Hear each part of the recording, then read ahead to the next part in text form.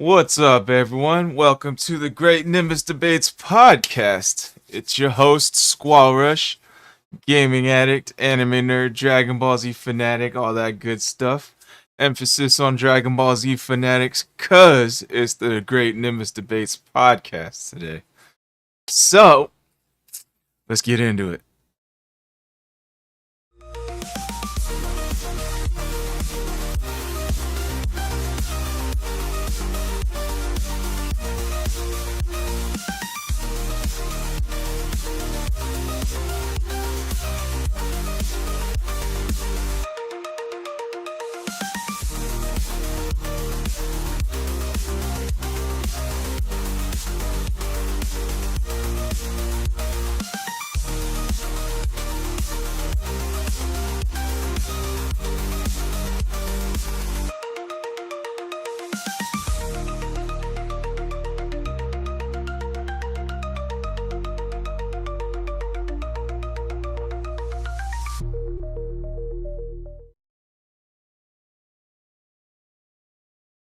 Welcome back, everyone. Oh, snap. Hold up. Let me switch this to earbuds real quick.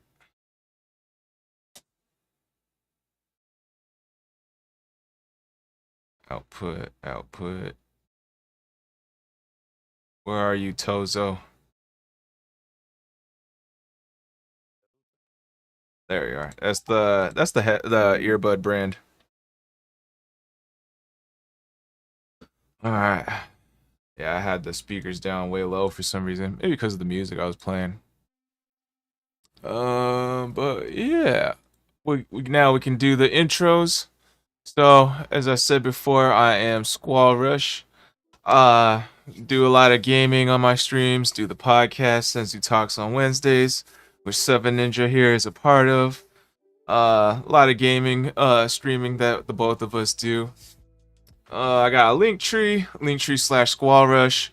You know, I got a bunch of different platforms. We'd be here all day if I had to list them all. Uh, no real announcements. I did another custom battle on Dragon Ball Sparking Zero, and I posted the video on it on Rumble and YouTube, so check those out. I will be making a short about it soon. And a new DBZ Sessions video is going to be posted in the next couple days. So be on the lookout for that, peeps. Other than that, no real other announcements. Oh yeah, I got the Buy Me a Coffee account, so check that out if you would like to support your boy with no added account, or you don't need to create an account, nothing, just straight up donations. So yeah, but no pressure if you guys don't want to. Understandable. And take it away, Seven Ninja. Okay, before I start, I didn't hear myself on this stream, so can you hear me? Wait for it, and then you'll probably hear yourself again. I think you're showing up. Okay. Oh, I hear it. We're good. Okay, so, cool. guys, they saved the best for last. So, I'm a ninja connoisseur. I love all things anime. I just don't watch Yaoi or Yuri. If it has Yaoi or Yuri elements, that's not the biggest deal, but I don't like it being just what that is. I watch a lot of anime in the sense that I'm going to be doing a lot of anime reviews. So if you want to catch random anime reviews, consider checking out my channel at 7 on Rumble. You can find me at Game Jolt and MeWe, but it'll lead you right back to my Rumble channel. So if you just want to find me pretty easily, do that. Besides all of that, consider joining my Discord on my channel. Check it out down there, and that way you can keep up with me when I'm not streaming, not on the podcast, or not doing a video. Regardless, let's get to it. Yeah, and I highly recommend checking out his content on Rumble. I've been watching some of his anime episodes reviews, and they're pretty good. So yeah, check them out, peeps. But yeah, all right. Now that the intros are out of the way, we can start the first segment.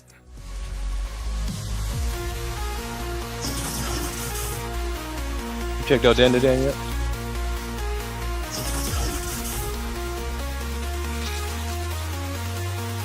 Gotcha. I think it's got 4 episodes now.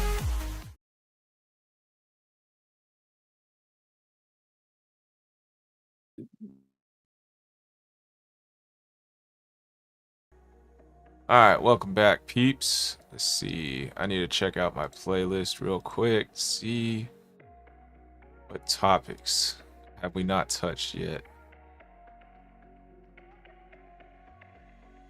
Alright.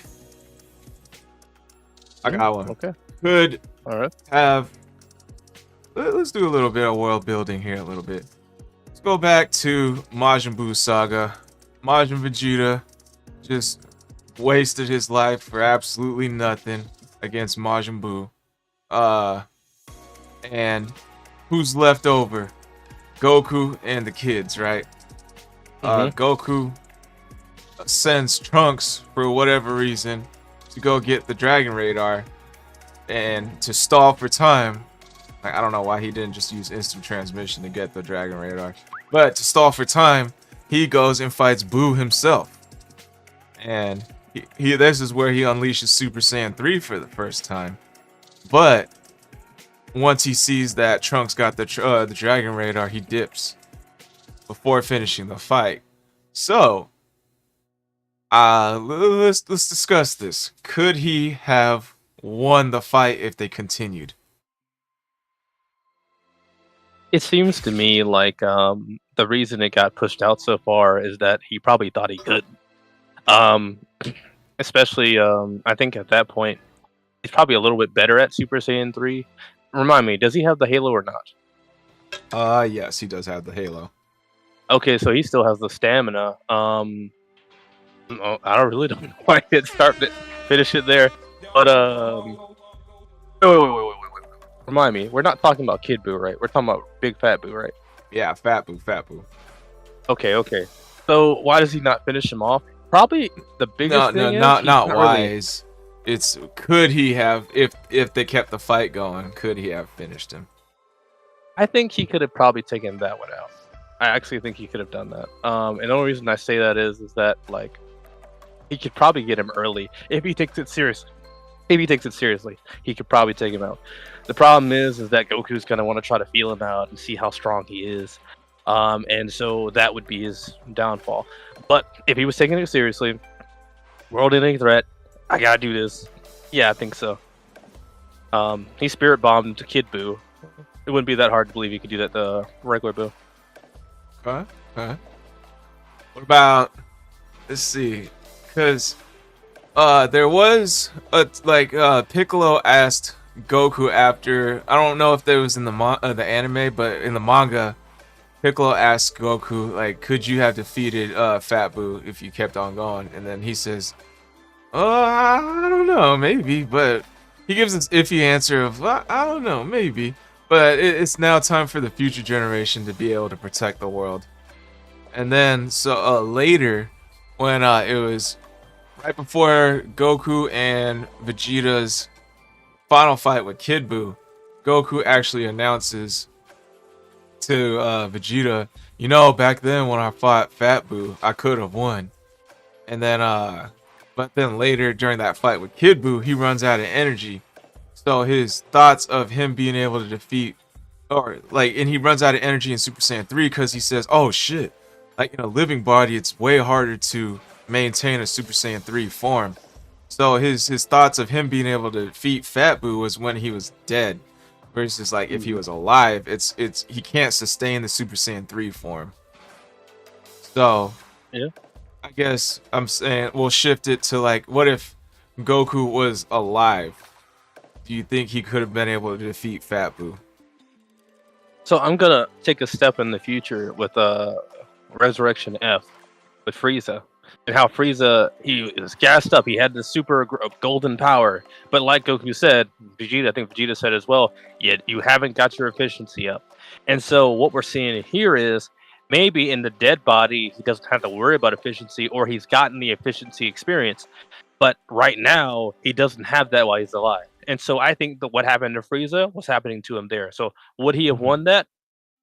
Again, if he took it seriously and killed him on the spot like he did Frieza when Vegeta was going to kill him that time. If he took it seriously, it's possible. But knowing who Goku is, no, I don't think so. Alright, so Spirit Bomb, you mentioned the Spirit Bomb, which, yes, in theory that could work if he had Hercule there to convince the whole world to give Goku his energy for a final resort, or just to end him right then and there from the get-go. But if he doesn't have Hercule, it's just straight up him in Super Saiyan 3. Do you think he can take on Fat Boo and win? Can we talk about this first? As far as I remember, there was no microphones, there was no cameras or anything on Boo. How did Hercule convince the world to give Goku his energy? How'd that even happen? Did I missing something? I can't remember. I think it was like one of the Kais, maybe like North Kai or Supreme Kai or Dende. They broadcasted like Vegeta, Hercule, and Goku's voice to Earth, I believe. So you're talking about like what King Kai did to Gohan. Yes. Okay, so I'll say this. Could he have done it then with no spirit bomb of the planet? He might have just sent him into the sun. I think that's what would have happened. Instead of spirit bombing him, just straight pushing him into the sun. Because necessarily, we don't know how strong the sun is in like Dragon Ball world. So it could be like way hotter than even our planet. And so shoot him into the sun. He's burning him on one side. He's got a beam going at him on the other side. I could see it happening, fully enveloping him. That being said, Boo's kind of got some like cartoonish shenanigans, so it's possible he could throw like a little goop to the side and he's still alive because of that goop. I don't know. I think like his body is stretchy. Like if he gets punched in the gut and Goku tries to push, like yank him all the way to the sun, he can possibly just stretch out his back and like and then throw him back out like rubber. And then there's who's to say, like, because then there's this other idea of like, you know, he could have got caught by that absorbing technique. Like it's not hard to believe that he might try that. So you know, here's the thing though. We talked about Hercule being there for the spirit bomb. Maybe there's some way you could persuade Boo to like chill out. There's also that idea, because over time that happened. So who's to say it couldn't happen? Like Goku's like, hey, look, I think you're not really evil. You're just some dough ball that likes to play around. Maybe we could play or something. Think of his mindset. His mindset's not he can fight. He loves to fight, but he's not that kind of fighter. He's not like a Vegeta coming down to Earth. He's kind of got a playful mindset. So I could see Goku realizing that, because remember, he wants to turn Boo good when he wishes for a oob, basically. It's not hard to believe that Goku could potentially persuade Boo to chill out. So you're saying basically, are you saying he's gonna persuade Boo to chill out, like how he convinced him to turn on Babidi? There's that, but more like how Naruto talked no jutsus his way out of a lot of fights. Oh, okay. I thought maybe you were talking maybe when he like how Vegeta was like basically gaslights his opponents into like not dodging his final flash or his final fail. I mean, here's the thing. That would work on someone with a stronger mindset. Boo is like a kid, so enraging him is not a smart idea. That's why Hercule plays up to him all the time. And because of that, I don't think Goku would take the route of enraging him or taunting him in initiative form. I think Goku's smart enough, especially we're talking about Z Goku and not Super Goku. Yeah. I feel certain smart enough to be like, hey, you know what? I can't be taunting this dude. Shoot. Well, that's what I think. I can see now, that. This is Vegeta. Vegeta would be taunting him all day. Well, Vegeta was smart, but as the later ones went by, he kind of his battle smartness kind of was thrown out the window. It's like I remember in the Namek saga, he was all about like when they fought the Ginyu Force, for instance, and Raccoon was about to finish Vegeta off. uh, Krillin smacked Raccoon on the head while Gohan saved Vegeta. And Vegeta was pissed at Gohan, like, why the hell did you save me? You guys both had an opportunity to take him out and you didn't. And so like in that sense he was like kind of smart. But like now he's just like, Cell, go get your perfect form. Like he'd be doing some brain dead shit nowadays. Still don't understand that move. Cause it's like, I guess the difference is that this isn't someone who ruled him over for like years, and so he's in fear of Frieza, but now he thinks he's the best because he's got Super Saiyan. So that's probably what happened there. I still don't know why he chose to do something that stupid. But then again, you know, he's been around Goku long enough. To some degree, maybe that desire to fight rubbed off on him. A lot of people like to, like, online I've been arguing with, say, oh, he's got Saiyan pride now, which in my mind is like how did it change that he has Saiyan pride now? Like, cause like back to the Namek saga, Raccoon, after Goku defeated Raccoon and Birder, I don't think they showed it in the anime, but in the manga, or like in DBZ Kai and Adult Swim, they showed the part where, like, when they're down for the count, Vegeta goes and kills them. Like, he flies straight down, knees the back of their neck, snapping their neck, killing them, and then like to the other one, he just blasts them in a million pieces. So he like actually kills these guys. Like, where's the Saiyan pride there? And it wasn't until like Android Cell Saga, like Trunks lets them know, like, hey, Dr. Gero's cooking up some crazy androids, and then like their response is, oh, I won't go test out their fight. Let me go see this. Like, now all of a sudden it's there, when just the saga prior he had none of this Saiyan pride, you know? Yeah. The only thing that comes to my mind is the idea that it's the fact that he gained Super Saiyan. So now he's thinking, oh, I got it in the bag. But then, like, 18 washes him. Like, straight up dogs his arm is gone. That Vegeta. Yeah, that arm's been permanently injured in every saga since then. He's always holding that thing. Every time he loses a fight. Every time. So, I mean, I don't know if I want to say it's anything other than that, because the Vegeta before that, he's like, look, I gotta kill these guys. It's not a question. Look, these guys are gonna let him live. I can't have that. Now, we're talking about Piccolo. Movie Piccolo, that's a whole different story. We're talking about Z Fighters group Piccolo. He would probably let him live as well. So if I'm gonna be honest, I think Super Saiyan caused him to think like that because, number one, he's probably also thinking like, you know, Goku let me go, so maybe it's some kind of that happened to him. It's playing in his mind a little bit. But I mean, that we're still talking about Saiyan Saga Vegeta going over to Cell Saga. That wasn't a lot of time. I don't know. I think it's got something to do with Super Saiyan and that ego boost that comes from it. Yeah, I can definitely see like your point in Goku's rubbing off on Vegeta. Mm-hmm.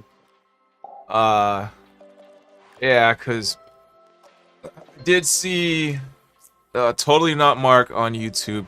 He does like a whole saga review, and like his reviews are like over an hour long, like a whole like review on like the story basically, and he kind of like points out some really cool like perspectives that I don't really notice, like when it comes to Vegeta up until like the Saiyan saga. It's just like, okay, he's this powerful guy, kind of an asshole, like then when Future Trunks is introduced and they bring in his perspective, like Vegeta's always alone, blah blah blah, like he's always training by himself, he just stays on his own. Like Trunks brings this new perspective of Vegeta of seems kind of lonely. So now we got this new perspective, oh, he's a lonely guy now, not he's this powerful, arrogant, like jerk who just happens to be on our side for the moment, you know. So it's pretty interesting to bring in Lone Wolf into Vegeta's character. What all comes back to the idea that he's like the last surviving Saiyan of a dying race. Like literally, he's the only one who remembers back then. Nappa's gone, Raditz is gone, and his brother is still alive, but we don't know where he is at that time. Um, he's literally the last one, and so in a form of way, he's also the prince. You know, the idea like if I'm the prince, you know, I kind of want to try to bring my country back, but I kind of can't. And then we're also looking at this other idea of the Saiyan mindset, like he's transferred over a little bit. He's not just destroying the planet; he's also got no allies here. He has allies in the sense of the Z fighters, but they don't really trust him like that. Let's be real here. I think Vegeta's very aware of his position. And I think that what's happening here is Vegeta's like, well, look, I could train with Kakarot, but I kind of don't want to train with him because he's going to be training with them, and I don't want to get too mingly with them. And even then, I don't even really know him like that. We're not buds or anything. And I think when Goku's like goading him, like, "Hey, you need to get a little bit stronger because I know I'm better than you," when he comes out of the hyperbolic time chamber, I think he's like, This is Goku's way of trying to bring Vegeta into the fold, but Vegeta's still kind of resisting it. I also think that he does believe Trunks is his son, but I think the reason he probably hasn't really accepting that altogether is because necessarily his father probably did him the exact same way. Yeah, boosting his idea of, oh, you're a prince, but the way I look at it, especially because like a son's gonna learn from his father. His father probably did him the exact same way, and so this is what he's thinking. Okay, I'll lead by example. I'll show him like what it means to be a Saiyan. I'll show him what training on your own looks like. I'll do everything that I think can show him what to be, because this is what I am. This is all I know.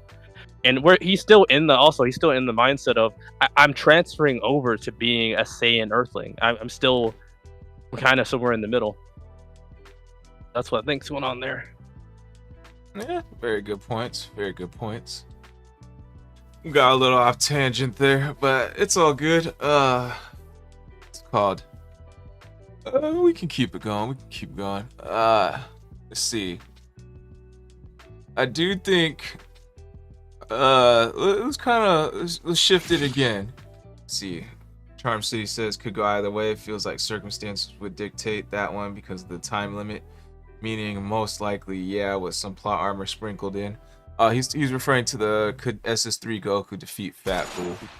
It is Goku at the end of the day. If he has to win, he will. That is true. Yeah. And thanks for coming by, Charm City. Appreciate you. Yeah, for real. Yeah, so let's bring in that time limit factor into the whole fight, because it wasn't just like a time limit. There was like an energy limit when Goku was fighting Fat Boo, right? Yeah. Like, and we all know Goku likes to just fuck around a little bit, like just draw out the fight as much as possible, like to get the best possible fight. Let's say he cuts out most of it to because like with that energy limit he had, once he was done with the fight, he was basically at the end of his rope for the day. All he did was show the kids Super Saiyan 3 one more time, then they snapped him up because he used up all the energy he had within that day. Yeah. So with that, I mean, I guess with that energy limit, turning Super Saiyan 3, the act of turning Super Saiyan 3, I'm assuming with how they portrayed it, that act alone takes up a huge chunk. Versus if you're already in it, you kind of, it's kind of like using up energy at a smaller, steady limit, you know. But that initial burst takes up a good chunk. That's how I saw it. What do you think?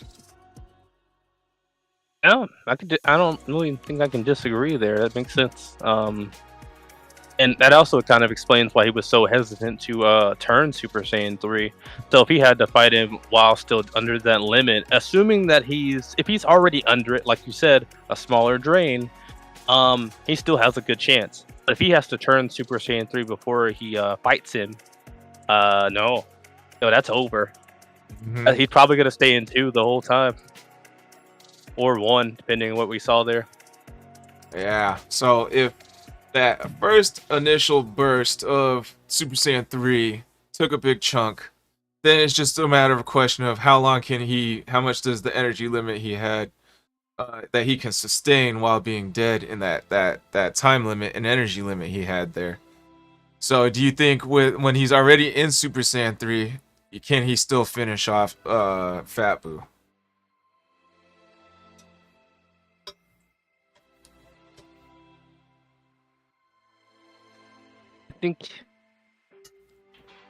I think he could. I think he could. There is another thing that's coming to me, and that's this idea of like, if Boo's on the planet, we're talking about something that everyone's afraid of. The part of me says that I feel like the gods, or at least the creator gods, whoever, the person who gives them the limit, might extend it. Only in the idea that Boo's in the area. If this was just any old fight, probably not going to care. But Boo's a creature of legend, and odds are high. Let's take it up to King Yima.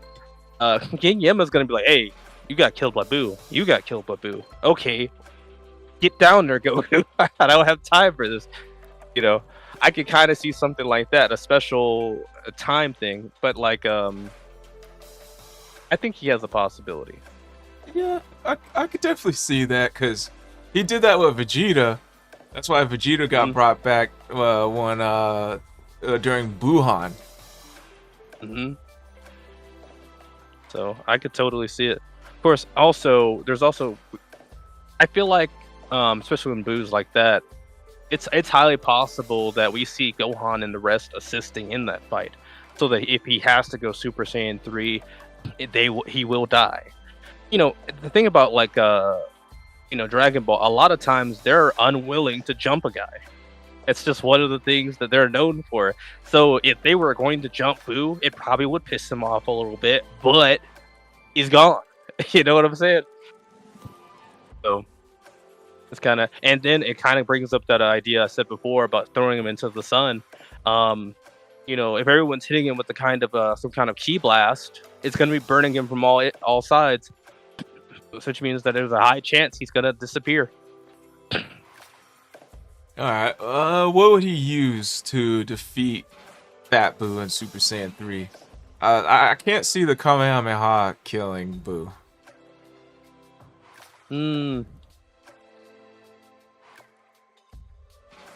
If he doesn't feel... Okay. Let's say he gathered a spirit bomb, grabbed it from the plants and all that like he usually does. Let's say he drops the spirit bomb. I'm under the impression that you could draw, like he draws some energy, but let's say the Z fighters themselves were just throwing most of their energy at it. I actually think he might be able to pull something off there. I do think the Z fighters as a collective, without Goku, is still far stronger than the whole collective of regular people. So I could possibly believe if the Z fighters were to put like most of their energy into that spirit bomb, it's possible they could beat Boo with that alone.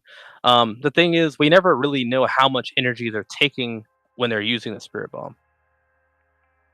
The only thing I could think of is like there's this one fat guy. I think he was a fat guy. Like when he was gathering energy from the humans against Kid Buu, and then like one fat guy lifted up his hands, and then when his energy left him, he's like, "Oh shit, I feel like I ran a mile." Like, so they're at least physically tired, like exhausted after giving energy. So that to me that screams like damn near all their spirit energy.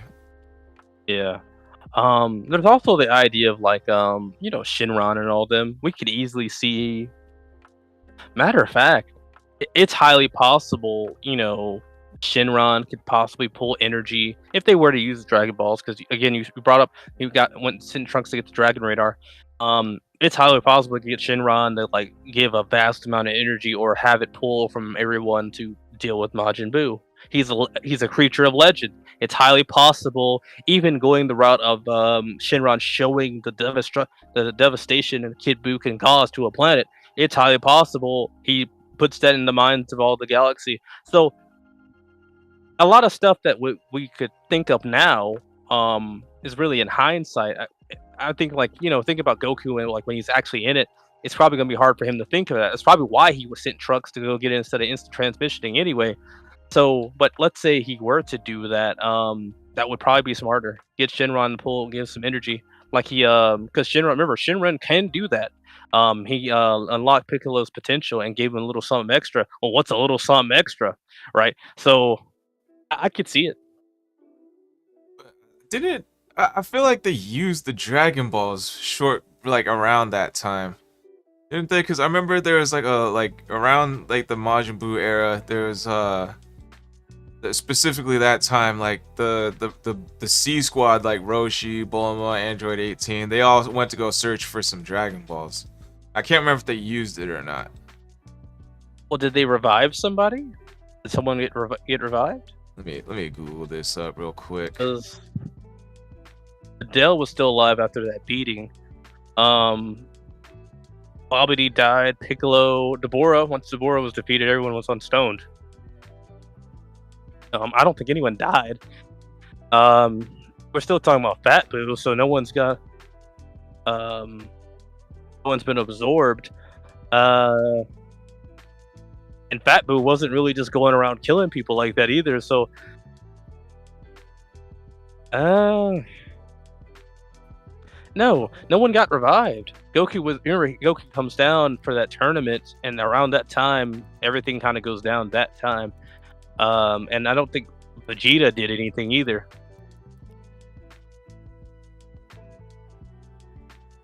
And again, like you said, he brought up he said Trunks, so get the Dragon Radar. If you're going to tell him to go get the Dragon Radar, it's got to have reset by then. Yeah, I can't remember if they used it. If they did, it might be unusable, but that would be a useful thing. I remember them grabbing it for some reason. I just don't remember what. But let's say Dragon Fist is canon. Yeah, I feel like the Dragon Fist can kill Boo. It is his ultimate move. I can believe it. I don't think he knows it at that time. Isn't that like a movie attack? It's a movie attack and it's a game attack. It's usually when he's like in Super Saiyan 3. Yeah, I mean, it's not like I could see it, but like it's one of those situations where like does the movie canon work with the regular canon? And so it should be canon because he's always the one who brings it up, but the odds are high it probably isn't. And the main thing we always see Goku use is the Kamehameha. I could probably see him being like somehow adding multiple multipliers of Kamehameha, like some kind of focusing lens or something, and just straight up beaming him a lot harder. I could see that more or less. But outside of that, like that's his main move. I don't think he's got any other move that could do that. He's never learned Final Flash. He doesn't do it. Even the isn't Gallic Gun just basically a Kamehameha? Does it do anything different? I don't know. I don't think so. I mean, Dionysus brought up like Kamehameha as stamina, and then while Gallic Gun's like an attack-based attack, which is an interesting perspective to like put those type of like elements into an attack. But there's like I don't think there's anything online to support those claims. The only way that works is if he's talking about Xenoverse, and the only thing is that ki and stamina to some degree always seems to be interlinked unless you're talking about games. So I don't see that being any different besides like Xenoverse. I could see that. But they don't do anything different. And if anything, whenever you see Vegeta using Gallic Gun, he's trying to kill somebody. Like, that's just straight up. That's what it is. Final Flash, he knows Little Miss if they don't stand still. So that's usually when he. That's usually when he misuses it. It's crazy, but it's true. So yeah, I think. It's really just Kamehameha. It's Spirit Bomb or Kamehameha. I don't see anything else going there. What about especially because the Dragon the Fist is not canon. angry Kamehameha? This is something I learned in Dragon Ball Sparking Zero. So if you don't It's, remember what the do you remember what do you know what the angry Kamehameha is? I'm thinking bloodlusted. Nah, it's when remember when Goku finished off Frieza when he was like sliced in half, gave him his energy, and then Frieza went around tried to blast him one more time when he wasn't looking. Then Goku went, "You fool!" One-handed blast, Mm-hmm. and it was like yellow. I think it's more lethal. I think in that time, Goku's more angry than he's angry, but I don't think it's because we're talking about a weakened Frieza. Like he's not worried about Frieza in that state. Like he wasn't worried about him before he got chopped in half, but after he's really not worried about it. And considering regular Ki blasts are usually yellow, I could see that just being a weaker attack overall. I remember the You Fool Kamehameha was like he's always tired afterwards. The thing is, he shouldn't be. Like he was hitting a weaker Frieza. But I actually think that what we're seeing there is a more lethal shot, and Goku's more about hitting that kind of non-lethal but very damaging Kamehameha. That's what we usually see there. So I think that's what that is. Do I think he could kill him with that? No, not at all. And the simple idea is he needs to burn him alive. He doesn't need to pierce it. He needs to straight up kill him. So he needs to get something that's overall covering his full body and melting him down. That's the reason, like, you know, remember how Gohan killed Cell. If he just did what Goku did and just straight up blasted his top half, he's coming back. So he needs to straight up get rid of him. Okay. Well, that actually biggest thing though, attack the warp Kamehameha. Like if he blasted like the whole body instead of just the half body, I think the warp Kamehameha would have worked.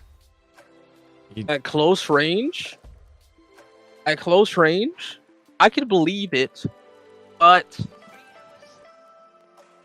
we just talked about Cell. We're also talking about like body physiology, and for some reason, when I think about like, because you talked about how like Boo, if he punched him, it'd be kind of like punching like a pillow. Like it's not really gonna do much. I feel like his body physiology might kind of work. I don't know, because I just said the Kamehameha could just overcome him, and we're talking about close range. It's kind of hard to say. It should work. It truly should work. Yeah, especially if it explodes, that huge explosion, like that beam clash between Cell and Gohan. I think it should disintegrate Cell and or Majin Buu. The thing is, though, is that Warp Kamehameha is literally just instant transmission Kamehameha. So the smartest thing Goku could do is maybe get some kind of like astronaut here, put it on, and be like, I'm gonna take him to the sun. Oh, Kamehameha! Like that's what I'm seeing. That's what I'm seeing, dude. Because outside of that, matter of fact, who was it he shot in Super Saiyan 4? He times like a shot off. It's Baby. He shoots Baby with it. In GT, he shoots Baby with it, and he fires him at the sun. He didn't even need Warp Kamehameha for that. So he could kind of do it from the ground. He could do it. I think he can Again, though, it's more about timing and it's more about location. So let's say he does do a Warp Kamehameha, but instead of like holding it and then teleporting, it's just he takes him to, let's say he guesstimates where the sun is and then fires him. I could see him doing that. Alright, here's the thought. Like, it's a lot of people on my worst L of the Cell Saga video, they argued one of my reasonings, one of the L's on the worst L of the Cell Saga was that Goku used instant transmission on Cell to King Kai's planet. Like, why couldn't he just instant transmission him to the sun? and like just melt him before he explodes and then go back. And then like a lot of people on there was like, that's not how instant transmission works. That's not how instant transmission works. You need like like you need to sense someone's energy out and instant transmission there. But I'm arguing if Goku can gather energy from the sun with his spirit bomb, he should be able to sense the sun's energy and instant transmission there. It's got to have some kind of, maybe not necessarily a full-on mind, but if it can know to give energy off, there should be something there. But then again, we're still talking about the sun is energy itself. So the fact that he couldn't sense that is crazy. But we're barking the wrong tree here. Here's the thing: they're not even considering Goku's going into space near the sun. You can't just hold your breath in space; it's gonna come out of you. So the idea that, like, well, we're talking about Saiyans with superpowers and stuff, so maybe that logic isn't full. But Goku could probably sense the sun, send him over there. It's highly possible. I mean, we're talking about straight up energy. You can't sense the sun. You know where it is. You can feel it hitting your face all the time. You should be able to feel that. Like, there's no reason he shouldn't be able to sense it. Yeah, especially if you're gathering energy from the sun when using the spirit bomb. I feel like there has to be some sort of energy signal there you can sense. And then he pulls it from the planet too. The planet knows about him. If the people on other planets are getting energy, they know about it. It would be highly impossible for Goku to not be able to sense the sun. I couldn't believe that. Is their moon there yet? Did they bring their moon back? I feel like the moon has come back. I don't know how it came back, because I know Kami brought it back one time, but he did it. He promised to bring it back if Goku agreed to remove his tail permanently. But then Piccolo destroys it again when Gohan turns ape.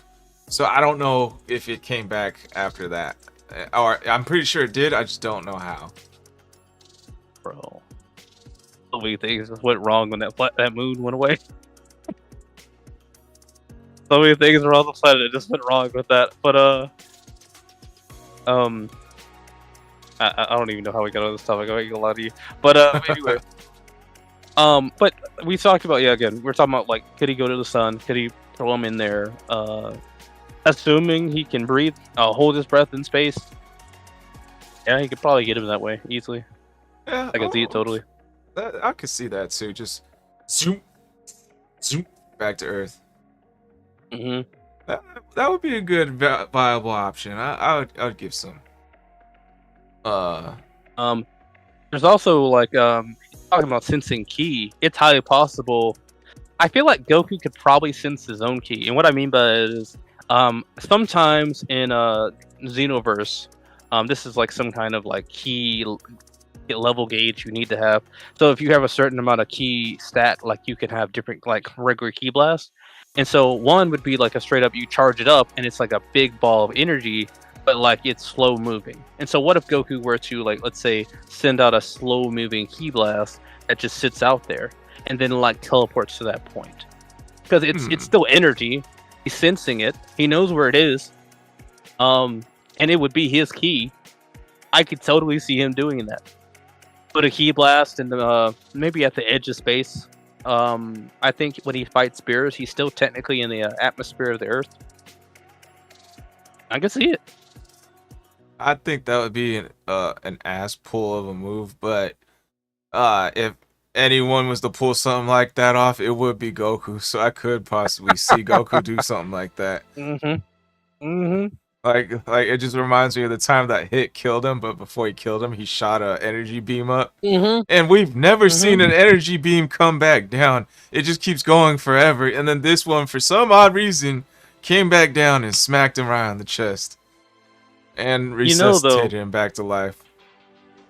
You know, though, we did see him put, like, Kamehameha mines on the ground during Jiren fight. That might have been the precursor of that. I don't know how he thought of it, but that might have been the precursor. there was the time when he fought Frieza, and when Frieza smacked him into the water, on Namek Saga, he was like, oh, I haven't used this move in a while, Kamehameha, and then he just had two Kamehameha balls, just like floating in the water, and he was like, all right, first one go, second one go. So there were a little bit of elements of controlling your ki blasts there. You know, it's crazy, but Goku could be a good strategist if he actually focused into that. I could totally see it. That's just not how he fights. He could totally do it. Man, you know how many battles they probably could have won doing something stupid like that? So and he apparently he knows telekinesis too, because Krillin was doing that. Reading Krillin's mind. He never gonna use that again. You know he's not. Oh man. Wish he did. That would be cool if he did. Alright. It needs to happen more often. Final thoughts on Goku versus Fat Boo. I honestly think Goku can pull it off. I agree with you and Charm City here. It is Goku at the end of the day. If he has to win, he will somehow. Shoot. I think I remember there's like one movie like Goku just teleports in and punches the bad guy and then like teleports out like for like an instant. So if he could pull that off, movie was that? Do you remember what I'm talking about? He just teleports in and punches a guy. I think it's Gohan versus Bojack, I believe. Yes. I think it's that one. He just comes in and then like he's gone. I think like if you could do something like that, it's highly possible. He comes into the plane, Kamehamehas him, and gets out of there. I could see it easily. So yeah, Goku's gonna win somehow, undeniably. Yeah, he's like the anime Superman. Superman has to be as strong as he needs to be to defeat someone. That's basically Goku. Batman. He could be a Batman if he tried, but that's more Piccolo than anything. Alright, segment 2. Let me pull up the segment 2 video.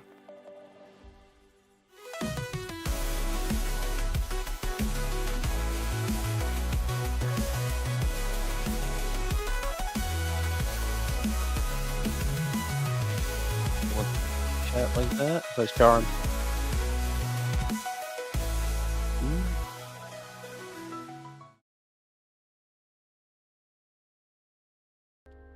Alright, welcome back. Yeah, Charm City, Dragon Ball related. I still have your other questions saved, so we'll bring that one up in segment 3. But, in the meantime, 7 Ninja, what you got for us? Alright, so, talk about this. Does Cell and 16 have a soul? Now, the idea behind this is, like, with 17 and 18, right, you know, they're people ahead of time, so they could have a soul. Frieza, soul. But we're talking about these guys are created. They're practically robots. I mean, Cell's got DNA in him, but they're practically robots or androids. Or Borgs, I think. So, here, in theory, they shouldn't have souls. So if they were to die, right, they can't be revived. Well, I guess they could be recreated, but like in theory, they shouldn't be able to be revived because they have no soul. And all of the times we've seen Cell, it's always been filler anyway.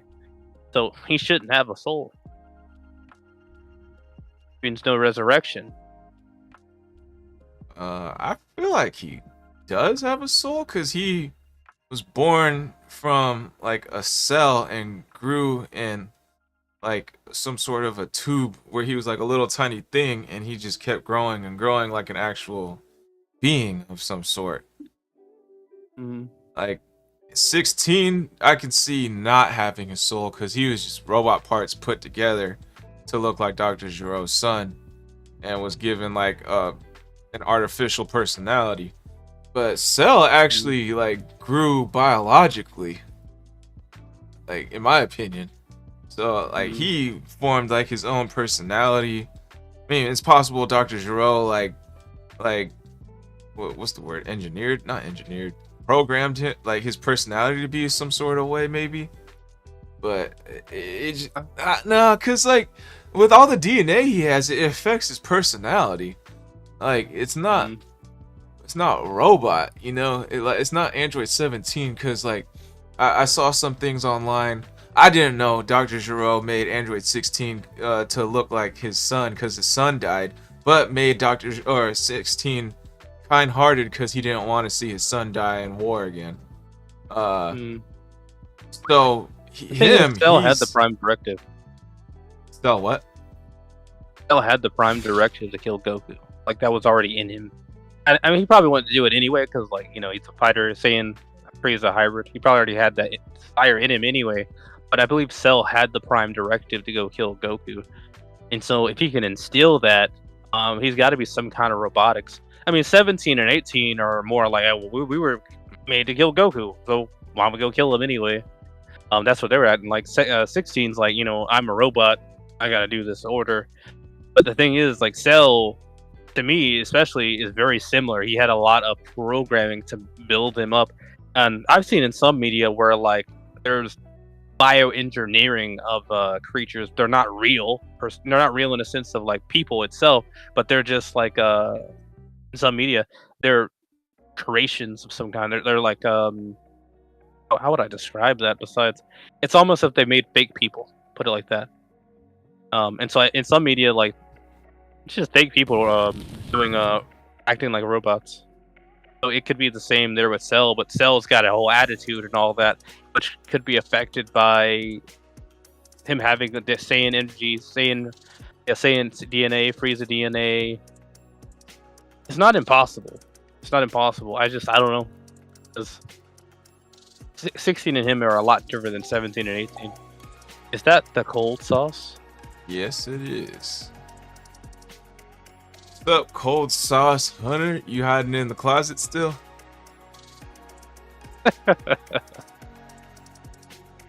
Shows that he's talking, but I think his stuff is loading up. Bro, I don't even hear him if he is talking, but oh,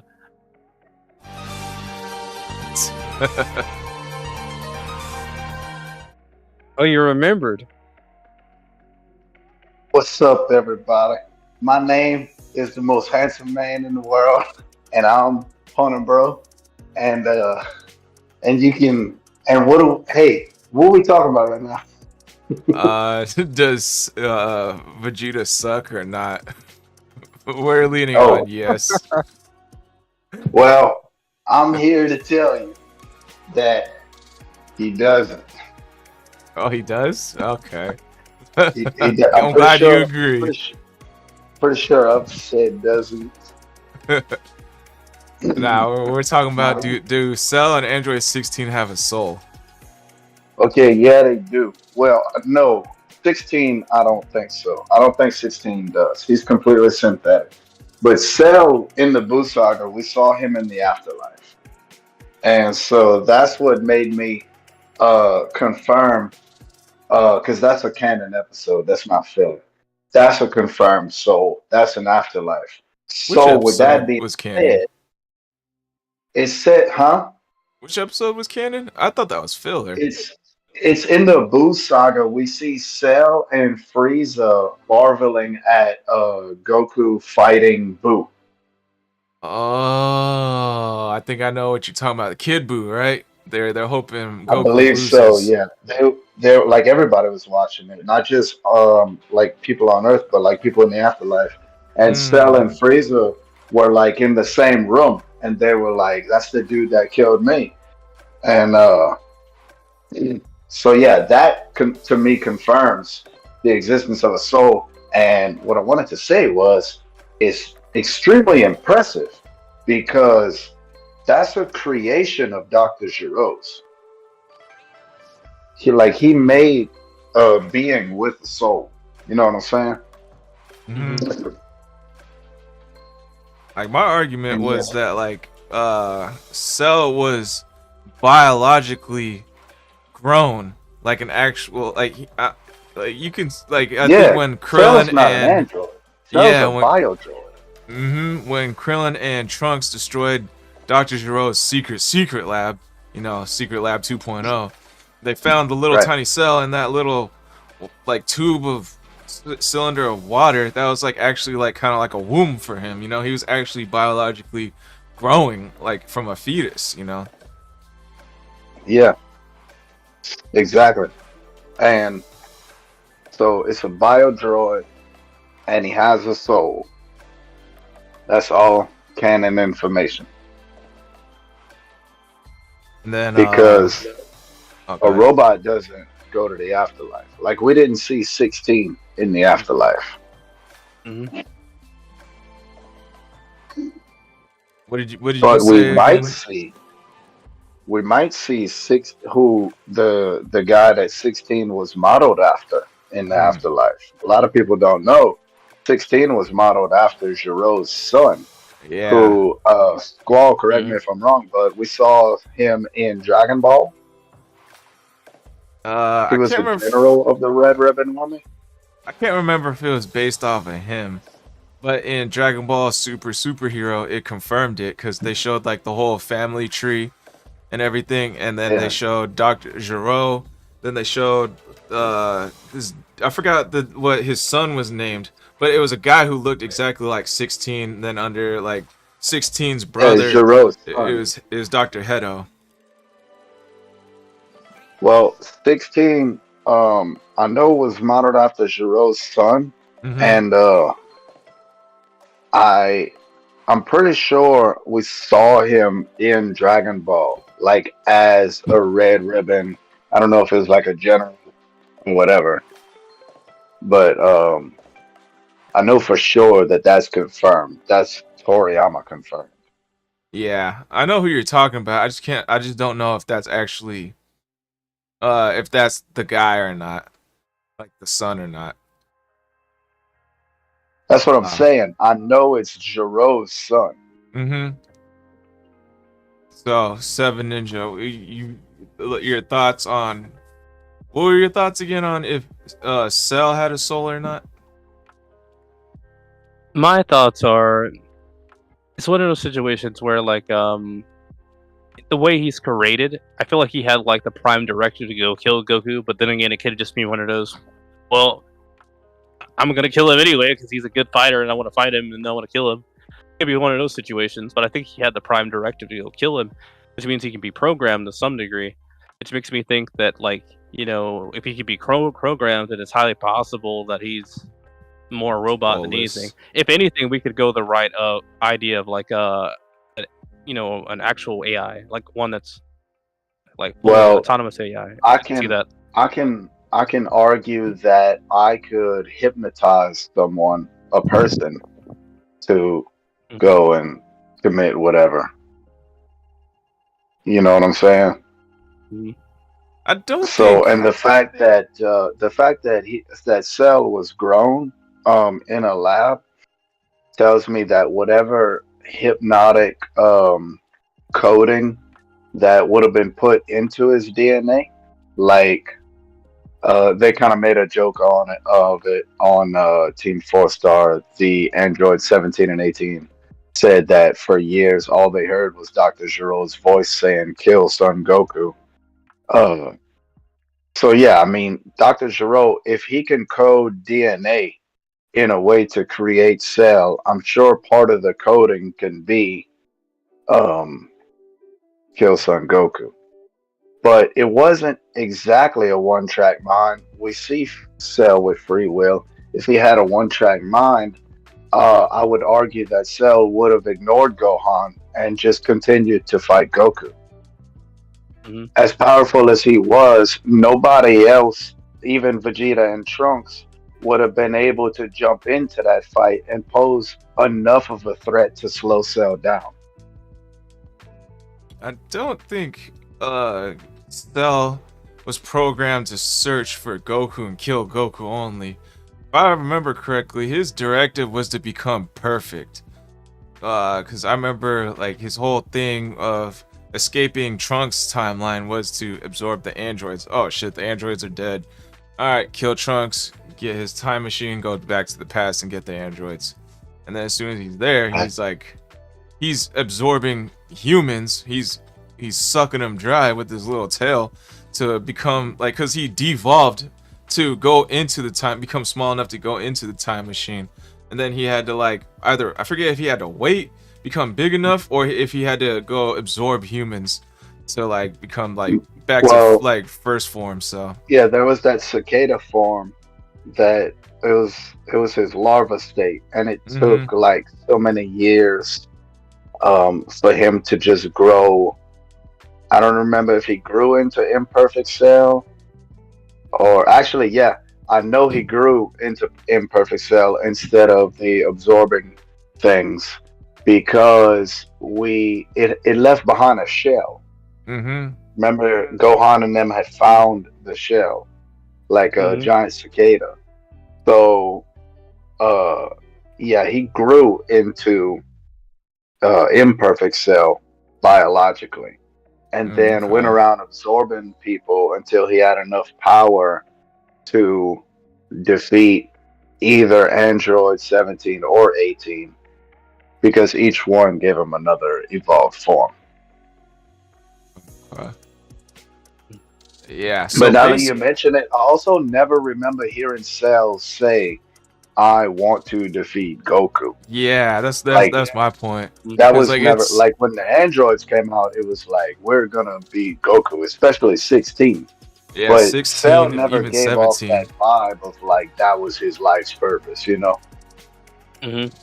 Yeah, especially 17, because it's like, all right, let's go kill Goku, but first, let's go grab some clothes. Let's go mess around in this town. And then when they show up at Kame House, where's Goku? You know, that's like their thing. Like, where's Goku at? We want to go kill him. Right.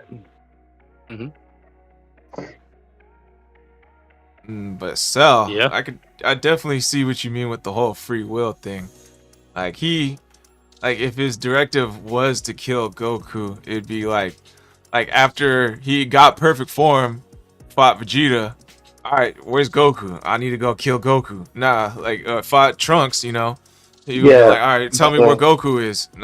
Nah, it's like, oh, you guys got really strong. Like, can you guys get stronger? Oh, you guys can? All right, Cell games.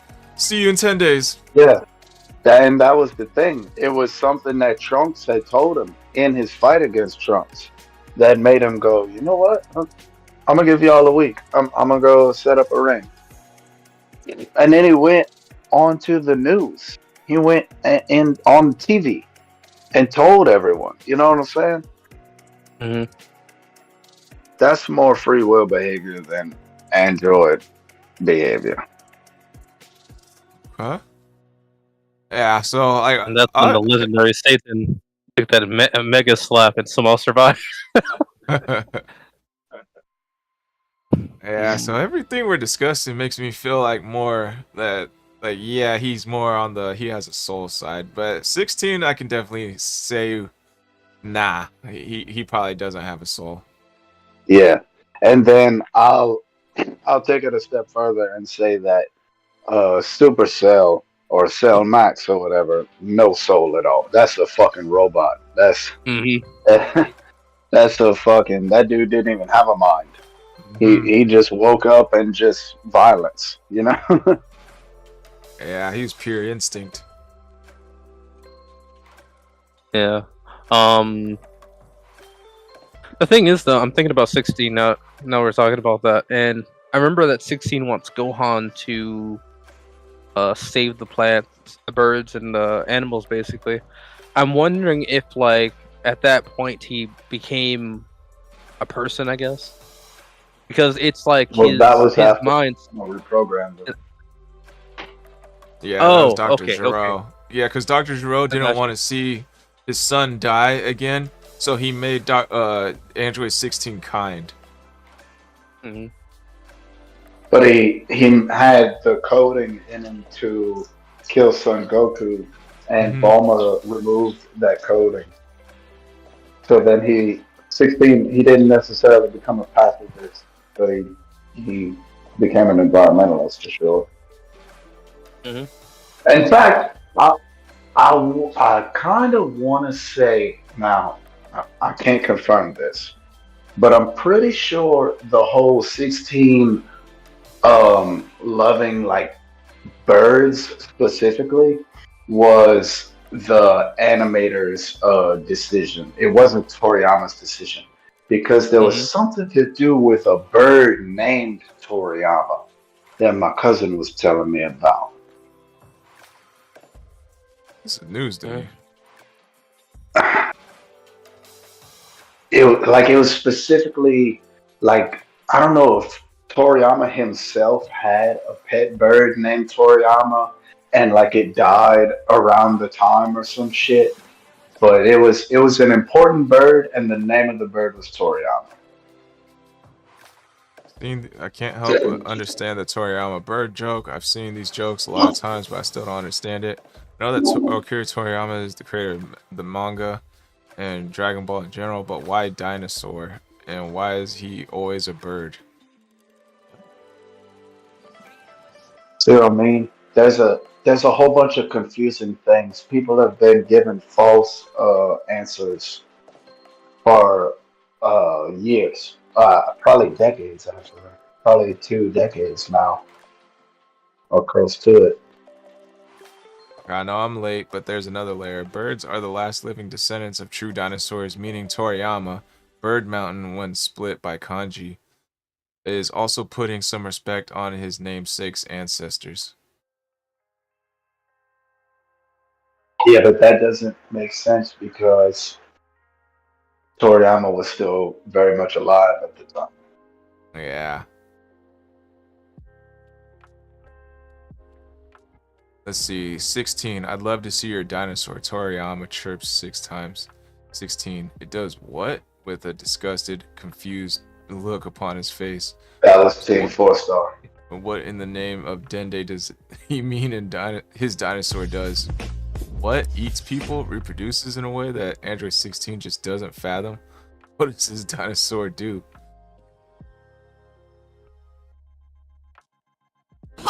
Yeah, Finally, I yes. can't. In the abridged movie Revenge of Cooler, when Goku turns Super Saiyan, he revives a bird and tells it to go, Toriyama. Hmm. Go teach a dinosaur how to ride Yep, a ball. that's also Team Four Star.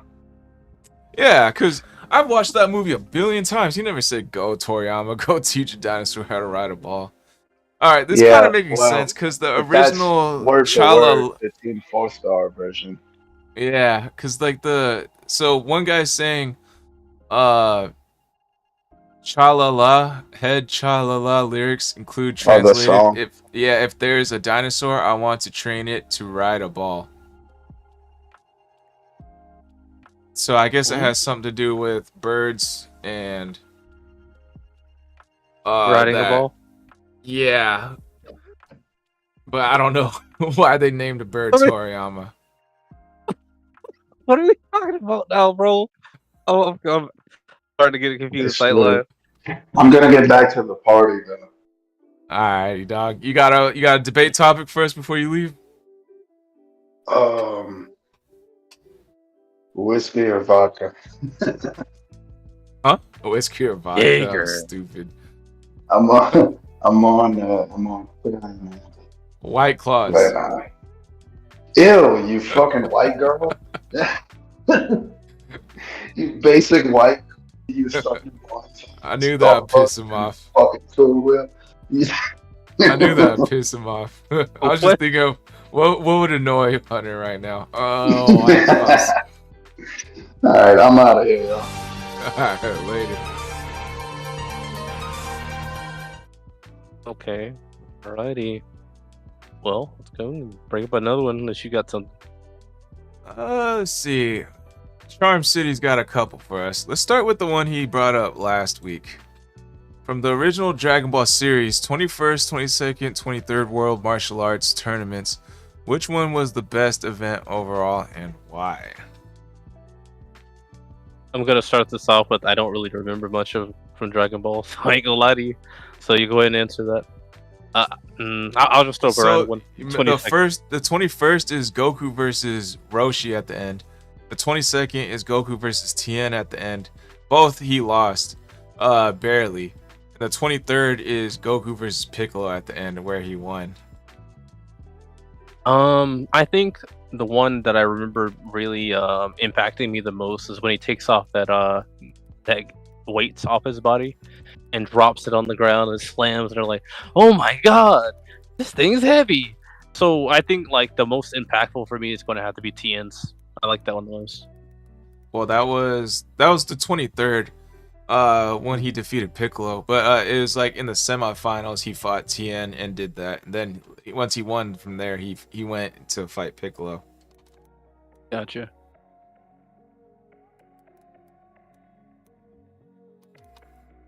What's yours?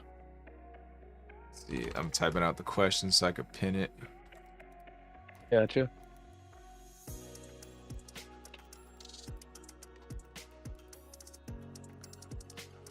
Alright. I would have to agree with you. I think that one was probably the best one, because when I'm looking at it from like fights all around, like I was thinking final fight until you brought up that fight. This one had the most meaningful fights all around. Like, of course, in the first one you had. There was some good fights in the first one. I don't remember any of the fights in the second one. Like, I even read the manga, like, in the last few years, and like reread that part of the second, like the 22nd tournament. So, and I still don't remember any of the fights other than Goku versus Tien. You know, like, Gotcha. like in the 21st one where Goku loses to Roshi, there was like a lot of good fights in there. There was Roshi versus Yamcha, which was a really good one. Yamcha obviously loses. There was Krillin versus that real stinky guy, and like there was a lot of back and forth in there. Like no one was really overpowered. Everyone was still kind of like there's some struggle in between the fights, but Krillin ended up winning. And I think there was Krillin versus Roshi. That was like a good fight, but Krillin still ended up losing. There was Goku versus Nam, the Indian guy with like the dot on his head, and like that was like a good fight that Goku ended up still winning. And then there's of course the Goku versus Roshi fight that was like crazy and like good, and like I think that was the first recorded beam struggle. So in a package, it was like it's up there. The second one, the 22nd tournament, I'm putting that one in last place, but the final fight was really good. Between Goku and Tien. But the 23rd, from the beginning, from the get-go, there's just every fight meant something, you know. Like Goku fought like his first opponent, not even in the final stage. It was like the qualifying stages. Goku outright fights like a really tough opponent from like the previous tournament or something like that. I can't remember what. And Goku easily dispatches him, just like toys with him, clowns him, like gets behind him, and he's just like staying out of his sight, like not even moving his feet. He's moving so fast, and then just one shots him. So from the get-go, you can already see Goku is that guy. Let's see what else. Then there was the whole Chi-Chi coming back, and no one can recognize her for a damn shit, you know. And then like there's just this whole like there's something going on between them as they're fighting. Chi-Chi's mad for some reason, no one knows why. And then Goku's sitting here like, who are you? Why are you being so mad? And like, and then just whoosh, does that air fist and knocks her out. So that was pretty cool. Then what else did you have? You had Krillin versus Piccolo, which was a really good fight, you know. Like Krillin actually, like Piccolo thought like the Earthlings were just beneath him, you know, like I don't have to worry about nobody other than Goku. But so when he fought Krillin actually put up a really good fight. Krillin actually didn't actually get knocked out or didn't get knocked out of the ring, didn't like physically get unconscious. He did his piece. He was like, you know what? If he's blocking that, alright, I'm done. I gave it my all, guys. And then like Piccolo's inner monologue, he went from like, damn, if all the Earthlings are like this, I might have a problem like dominating the world. So like he actually gave Piccolo a run for his money, you know, little old Krillin. So that was really cool. And then there was that fight you were talking about, Tien versus Goku, because this is the actual fight that actually had to push Goku into giving his all, and like he dropped the weights and everything. And then there's actually another character that was in there. There was a Kami was in there dressed up as a human, and he had that fight with Yamcha where he clowns Yamcha. So that was really cool. And he was like this mystery fighter. It's like, okay, we obviously know he's special for some reason, but we don't know why. And then there's Kami versus Piccolo, like in this tournament where Piccolo defeats Kami by Kami using the Mafuba to trap Piccolo, but Piccolo throws it back at Kami and then puts him in the little bottle and swallows it. So that was real crazy. DT Dub says That still Piccolo got sounds that like dog in garbage. him. Huh? That still sounds like garbage. How you gonna do that? It's not even evil. Like, how's that gonna work? I don't know. It happened. That's canon. Maybe it's because he's a demon. Maybe that's what it is. Possibly. Because I think you brought this up. I think you brought it up. It said like Daima means evil. I forgot where I saw it at, but I think you said it somewhere. And like Daima is supposed to mean evil, and so therefore, like by them being in the demon world, originally coming out of the demon world, they're still demons, and the Piccolo and them are separated. So maybe there's some kind of maybe that's why it worked. It's still odd that he reflected it though. Yes. I don't know. I think I know what you're talking about. It's supposed to work on the evil people, but I don't know. I just know it happened. But besides that, basically the point is like there's a lot of weight in every battle in this tournament, this final tournament. Like, of course, there's like a lot of weight in like the other ones. Just it felt like there was a lot more within each battle. Like, you know, there's Goku's marriage.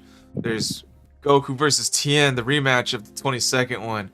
There's Kami versus Piccolo, which turned to Kami being sucked up in the Mafuba instead.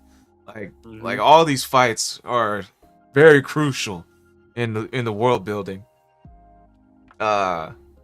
Then of course there's the Piccolo versus Goku one, the final fight. Like this fight was like a shit ton of episodes. Like just when you think it's over, it's not over. There's more to it. You got Goku versus Piccolo, the introductions. Then you got Piccolo becoming big, and then it's like, oh shit, but it's like, nah, Goku still got it, you know. And then like he baits Piccolo into getting even bigger. So then Goku can go inside him and take the Kami bottle back out, you know, out of his stomach, and then he escapes with it. And then there's like when Piccolo gets back down to normal, like he has like the upper hand, is about to get Goku with a punch, but Kami steps in and like blocks it, and like Goku's like, nah, bro, get out of here. What are you doing? This is supposed to be a one-on-one fight. Piccolo, go ahead, hit me. And then like so it's like. There's a lot of like weight, and there's a lot of like crazy like awesome moments into this. And let's not forget the animation. The animation, they were very limited in the 90s, and this is like some of the top-notch animation throughout the end of Dragon Ball Z in this fight, you know. So, and this was like the first tournament that Goku actually won, and it was like against the most toughest opponent yet. So this is to me, this is like the best top one. Let's see. DT Dub says, "Did you talk about how Tien was a dick back then? Dude broke Yamcha's leg." Yeah, that was in the 22nd one. That was pretty fucked up to see. I'm not gonna lie there. Do you remember that? DT Dub, thanks for coming to the. Hold on, DT Dub, thanks for coming to the podcast. And no, I do not. Yeah, so I actually forgot to mention that. That was in the 22nd one when Tien was first introduced. Tien and Yamcha had a fight, and after Tien knocks Yamcha out, Yamcha's like they're both in the sky fighting, and I can't remember if Tien knocks him out in the air or if he like knocks him to the ground, then he's knocked out. But but regardless, he's on the ground, knocked out, and Tien's still falling, and lands on his knee, breaking it. And it's like the bottom half of his leg, just you can see it swivel like whoosh, in slow motion in the animation. Ooh, that's tough. Yeah, That's bro. how they let me see him Bucky. They made Tien a real dickhead back then. But yeah, DT Dub, you got any topics for us to debate about? We're on the viewer debates right now. See, I think Charm City has another one, but before we move on to his other one, you got what are your thoughts on everything I've mentioned so far? I mean, we were talking about. Oh, I think DTW just said something about like it's a lot more brutal. We're seeing like something a lot more realistic, something we can kind of more relate to, stuff we could probably think would happen. I think Tien is supposed to be an assassin. I could totally see him trying to cripple a fighter to win a fight faster. So it's something a lot more realistic, and I kind of felt like this is something you should have been seeing in like Dragon Ball all the time. Like I was gonna say like earlier when we were talking during the Boo fight, like why are they not like more lethal with their attacks? Like you could clearly see a difference between Hit trying to kill someone or trying to fight someone versus if Goku's trying to fight something. Goku's always going to be doing less lethal attacks. So I guess it's one of those situations where it's more realistic to see them do what Tien did in that fight, I'd say. Do you want to talk about Daima, episode 2 at least? Really a lot going on there, but yeah, we could switch to. I forgot about the Daima segment. So, if you guys didn't know, Dragon Ball Daima has finally dropped.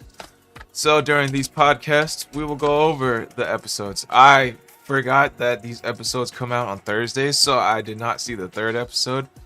2 weeks ago we went over the first episode, so I guess for this one we'll just go over the second episode. Seven Ninja, go ahead. You get your thoughts out first on the second episode. Okay. So and this will kind of pertain to the third as well, but basically they kind of rehashed a lot of the information we learned in the first one about the ears, the pointy ears. Not everyone that has pointy ears is a demon, but if they have pointy ears like Piccolo's, they are a demon. So if they look like Beerus or have ears like Beerus, or they look like an animal or whatever, they're probably not going to be a demon. But if they have ears like Piccolo, more than likely it's going to be a demon. But basically they rehashed a lot of that stuff. I'm glad to see Goku get the power pole again, but that makes me think that we're going to see something similar to how GT was, where Goku's not able to use his full power. What I really think's going on here is that like Goku still has his full power within him at all times, and it's just one of those situations where he's got to get his balance back. He's got to understand how his body works now, and so once he gets that down, I could see him being going Super Saiyan 3. There's no reason, and not going to say anything about episode 3, but there's no reason to believe that there's anything that's stopping him from going into Super Saiyan 3. All they really did was shrink down their size. So what Goku's doing, getting the power pole, which I believe he's getting the power pole so that like he can help his reach. But seeing him do what he's doing, I could see that being more of just learning his body and less of he's being weakened like he was in GT. I haven't touched him in Sparking Zero because if you get like the deluxe version of Sparking Zero or higher, you get Goku Mini, which is the Dragon Ball Daima version. And so far I haven't seen anyone really use him who I've went up against. And if I have seen it, I haven't seen anyone go Super Saiyan with him yet. So I'm assuming based on the video game like canon, like I don't think he can go Super Saiyan. DT Dub says he's kind of bad in Sparking. But I definitely feel like in the anime he should go Super Saiyan, maybe, because they're kind of hinting in the second episode like how Vegeta and Goku fell, and then Goku's like trying to fly again. He's like having trouble like like using his energy because it's a different body. He doesn't have as much. He can't output as much energy as he wants, and his body is a different weight. So there's like a lot of different variables that he's not used to anymore. So I feel like it's hinting at the fact that he can't go Super Saiyan, but it's not set in stone. I think it's a learning situation. He's got he's got a different body, so he's already unlocked it. So it's in his DNA. It's in his genes. I think right now what we're looking at is, because he was flying all wonkily, that he's got to figure out how to fly again. I think that's pretty much it. You got to learn how to use his ki, and once he's done all that, he'll be able to transform into the different states. Because I don't think that part changes once he knows. I'm gonna put it like this. I think what Goku's going through right now is learning the fundamentals again. And so once he learns his fundamentals, he's gonna be guaranteed to go into a Super Saiyan 1, 2, and 3. If you look at the intros, we see Piccolo and them flying and stuff like that. I think what's going on there is just a simple matter of they're bringing us back to the idea of fundamentals. In 3, we do actually see Goku fight in the small form. I won't go too much detail in there, but he does actually fight in that one. And so I think what they're trying to do is just like, hey, you're used to seeing ki blasts and stuff go on around. Why don't we bring it back to when Goku was actually, more of an actual fighter and less of a ki blast, whatever technique, whatever. Let's go back to the fundamentals, and that's what Dragon Ball Daima is trying to do right now. Now, what that's gonna look like for Vegeta and Piccolo, which again, why is Piccolo so small? Bro, wasn't he like 3 years old when he was training Gohan? What's he doing? Yeah, it's like in the 23rd tournament, he was 3 years old and he was the size of a full-grown adult. My thing is like, did what was the exact wish they made? Did they wish for them to be small or for them to be kids? I had a I think it says I wished for them. No. He said he wants the kids to be babies, and he wants the adults to become first graders. Okay. So, with that in mind, I can see it going two ways. They can go the GT route where he still has the knowledge to go Super Saiyan, so he does. Or it goes back to like how strong he was when he was actually 6 years old type of a thing. I mean, like, he still has like his memories from when he's older, but like with the biology he had at the time, he only had like a power level at 10 at the beginning of Dragon Ball. If he was like 12 years old at the power level of 10. If he's 6, his power level might be like 5 or something. Half that age. Yeah. So he might not have the strength to turn Super Saiyan. He might grow his tail back, but he might not have the power to go Super Saiyan. Talking about Super Saiyan, do you think he'll get 4? Last time GT, he got 4 in that one. You think he's trying to do the GT thing again this time? But like, it's not GT. I did see a possibility. Like, there's one guy. What's up, Guzman? Hop in the podcast. Oh, you're sick. Oh shit. I didn't know that. That sucks. That sucks, man. Appreciate it. Appreciate you stopping by. But yeah, we're talking about the Dragon Ball Daima episode 2. Let's see, DT Dub says he misses the brutality of Dragon Ball OG. We'll talk about your topic after the Dragon Ball Daima episode, DT.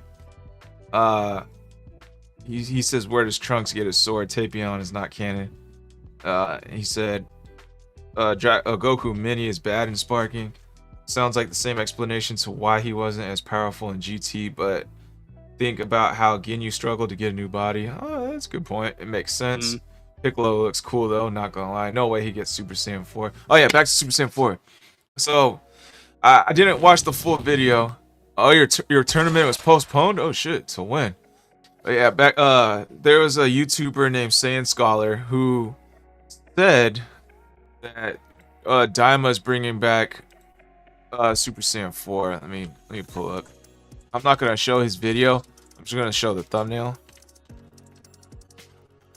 because I didn't watch the full video because I didn't want any spoilers. Let's see, where is it? It was like a couple weeks ago. It was before Daima even came out.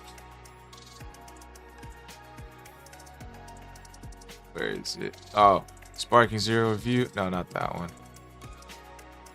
A month ago. Do they actually have the manga for Daima out already? Oh, here it is. No, manga for Daima. I actually don't know. Let's see, Super Saiyan 4. It's happening in Dragon Ball Daima. Yeah, it's this video here. I'm not. Oh, you guys probably can't see that. It's this video right here. I did not want to see it because I didn't want to see spoilers. But if it's true what he's saying, we'll see. Because I also did see. Yeah, I'm hearing like conflicting things, you know, because Toriyama stated that, or not Toriyama, one of my friends stated that Toriyama made Super because he was sick of seeing like all these other things like Dragon Ball GT come out where they're straying away from what his ideas are, you know. So he created Super to bring it back on track. But then when Daima came out, I'm seeing people online saying Toriyama loved GT, so he made Dragon Ball Daima to make GT canon. So it's like these are real conflicting things that I'm hearing from different people.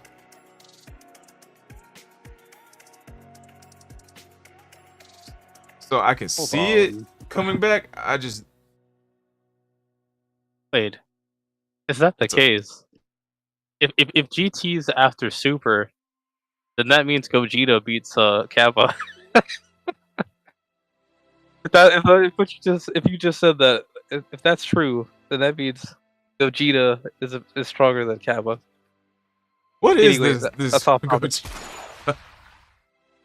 I've been hearing that for a minute, but when you said that, like, I think you said like GT is like after. If that rumor is true, GT is like after like Super, which means that has to be true.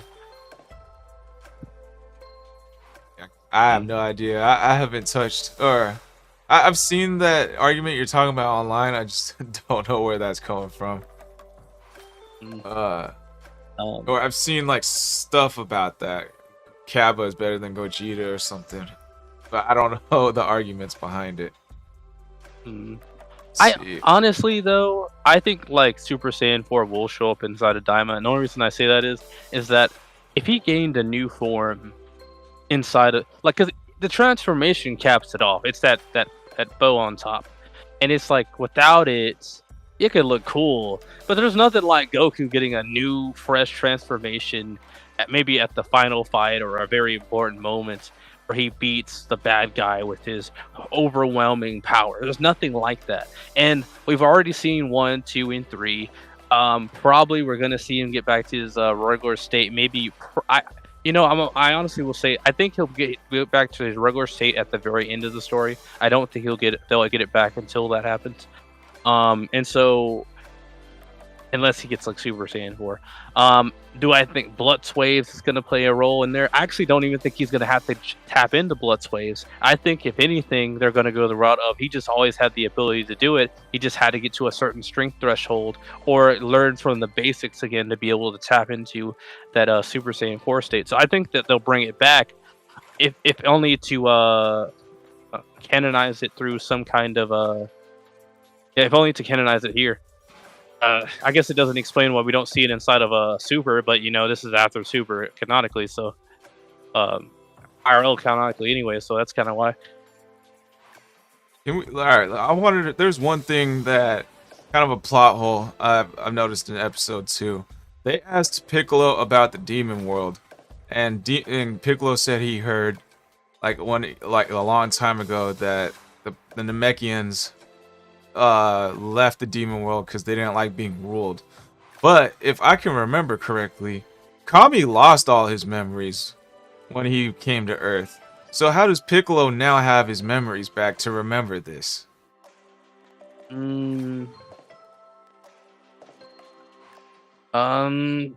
me 1 second. Someone's calling. Okay.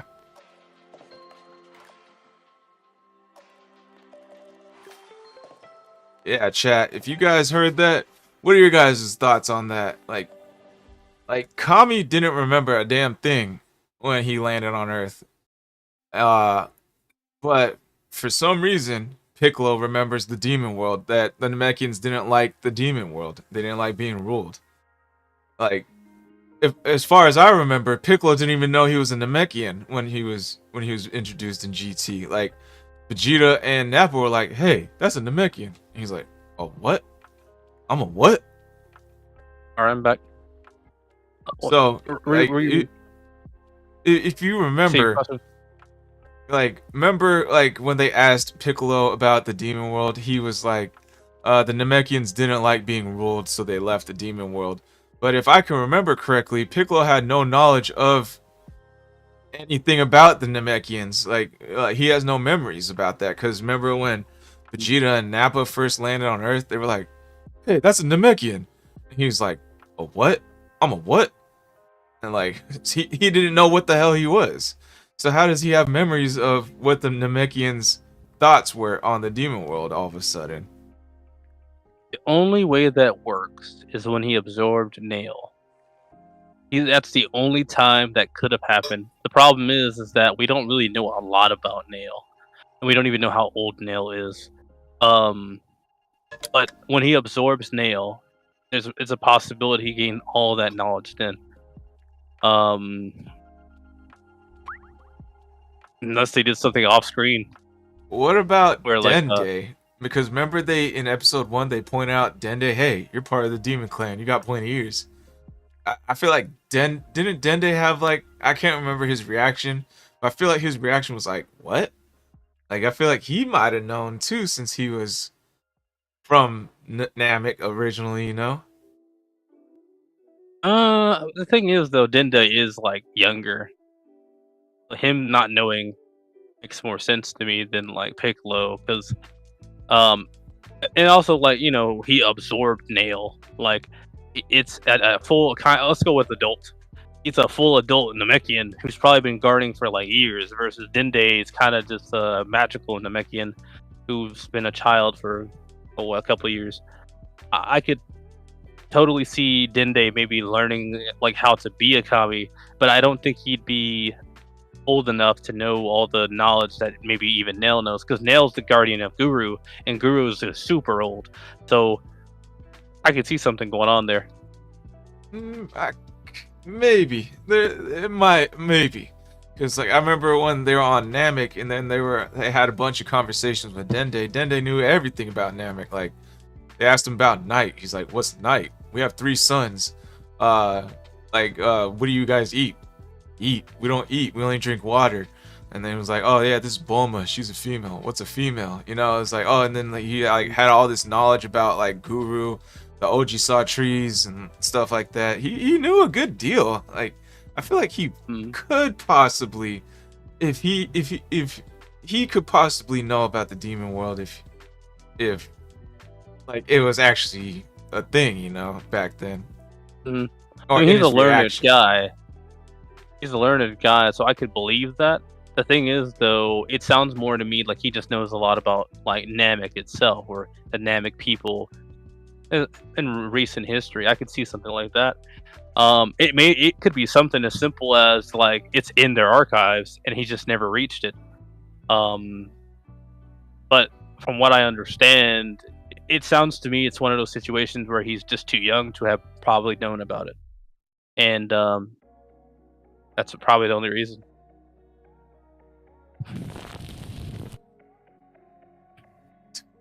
But DT again, like I Dubs said,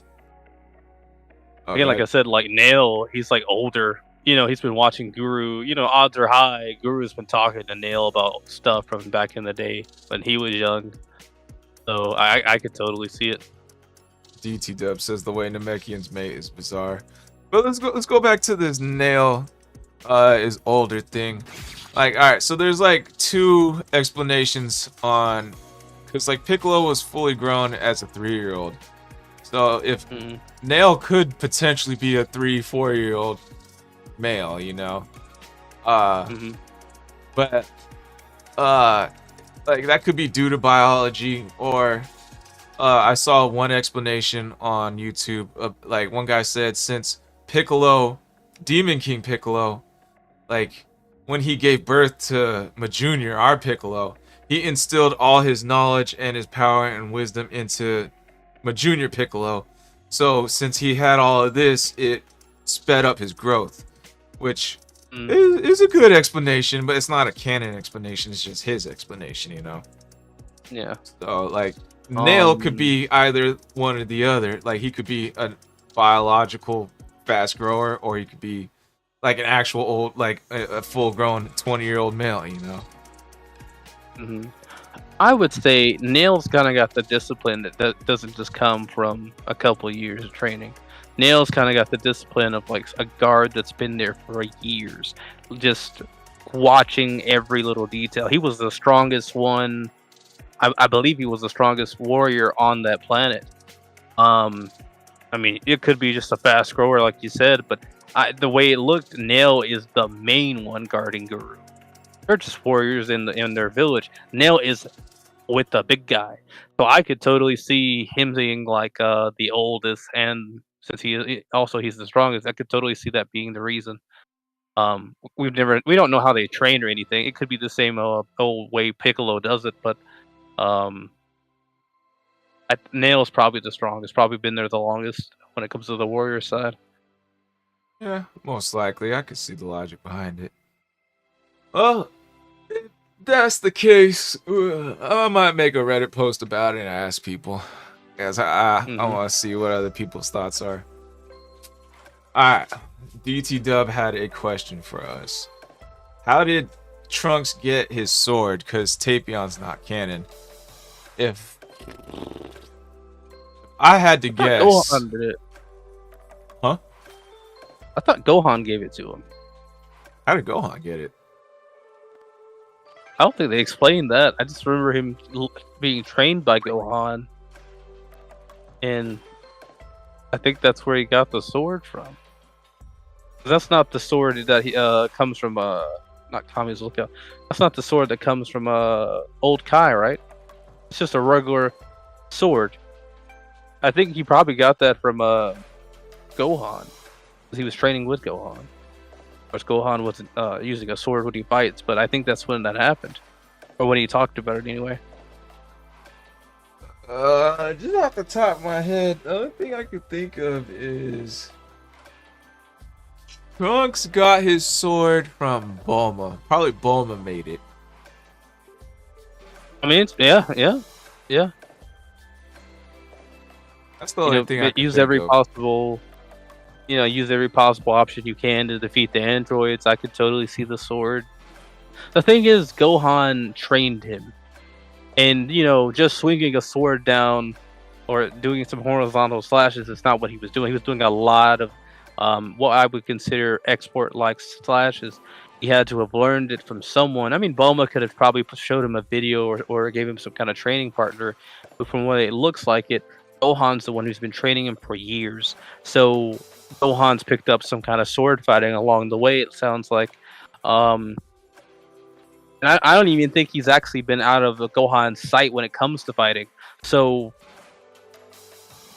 because he certainly wouldn't let him fight the androids. So more than likely what happened is Gohan's the reason he has the sword, and it's also the reason why he was trained with the sword.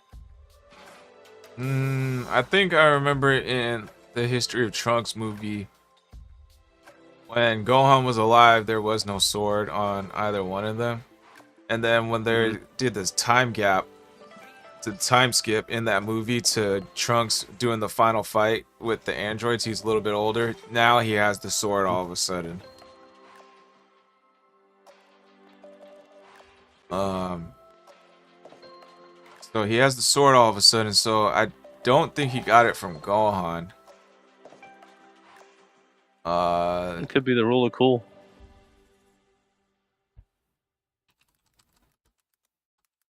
DC Dub says he doesn't remember no sword. You don't remember no sword when Gohan was still alive? I remember when Trunks was younger, he had a different hairdo, and he didn't have a sword, and he wasn't even wearing his jacket or anything. Yeah. But I feel like he trained him. like ahead of time, and so he's because again, like you don't just pick up a sword and know how to fight with a sword. Like that's not. And Trunks is one of those. He actually has a little more skill with his sword play, so I have reason to believe that he was trained into it. There's not much reason to believe he was not trained at all. Especially because you're not gonna take into a battle something you have no idea how it works. Um, into a battle that's life and death like that. You're not gonna do that. It just wouldn't make sense. Mm-hmm. Yeah, don't know where it came from. My best guess is Bulma, to be honest. That's a good question. I'm gonna have to make a YouTube video on this. Let's see. Then Charm City had another question for us. Okay.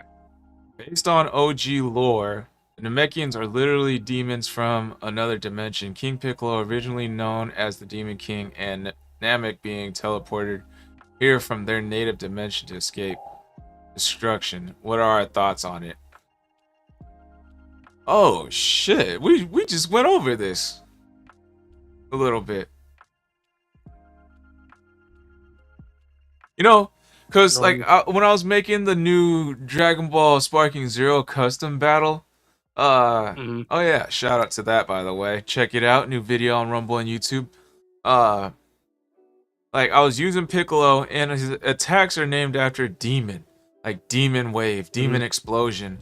So it makes sense that he's part of like the Demon Clan or whatever, because all his moves are named after demons.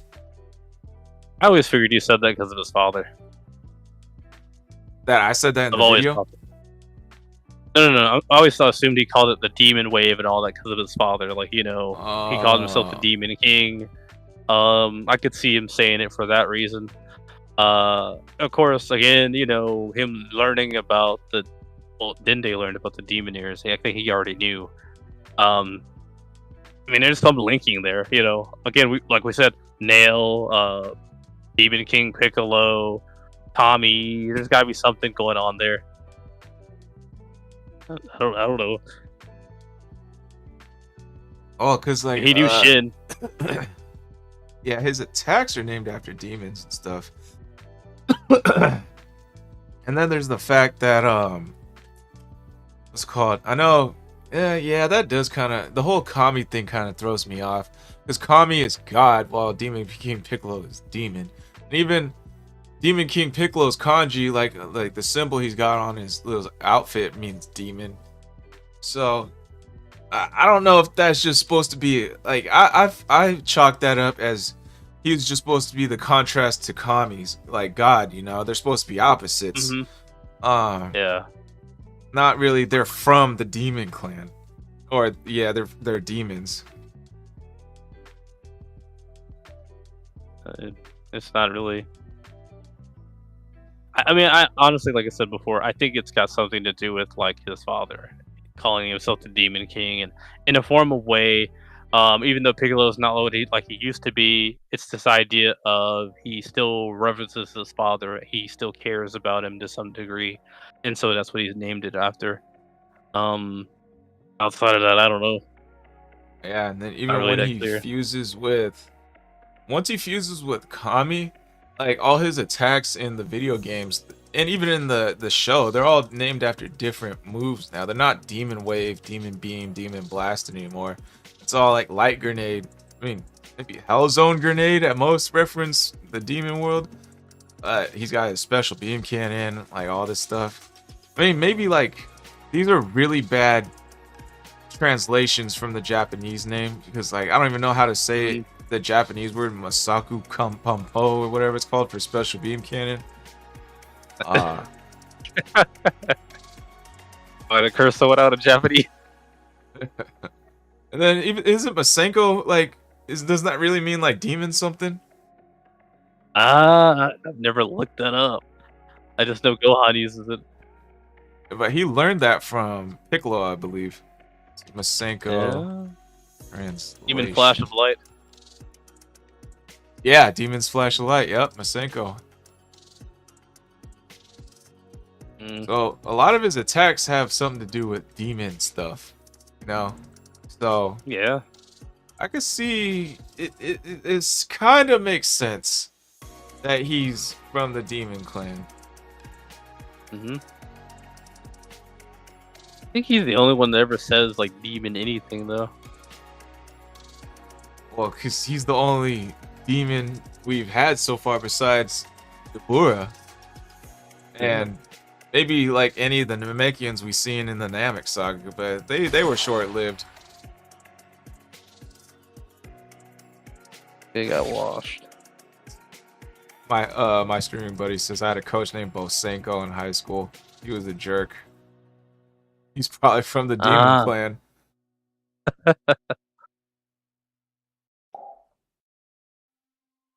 Ibura shitty ass is DT Dub.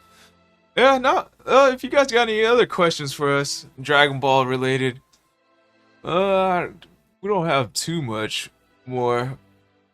I don't have too much more to say on the whole demon thing, because we got most of that stuff out of the way when we're talking about the Dragon Ball Daima episode.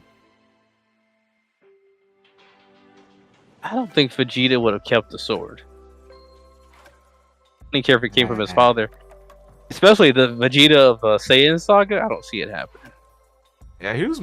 I could see Vegeta being more of a gun guy, not a sword guy.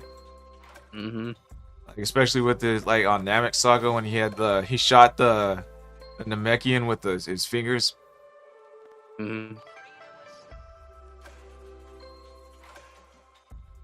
I think you had maybe another. Oh, you know what? Let's go with. I wanted to talk about the whole. Let me move this over real quick. So who can take on Kefla? Okay. From your picture you sent. All right, well, chat. So if you guys can see this.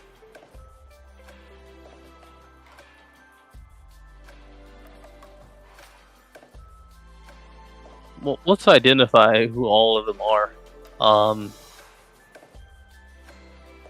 April is supposed to be Golden Frieza. Now I'm not sure what version of this is, but I think Golden Frieza, if they're talking about Resurrection F, probably would lose to Kefla. But if this is Tournament of Power Golden Frieza,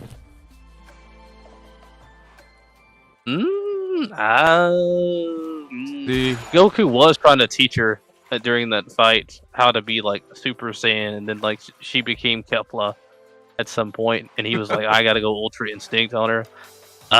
So on that idea, I think Frieza still got it, honestly. Oh, the fucking DT Dub said make it bigger if you can. Pause, and then Charm City said that's what she said. That's funny as fuck.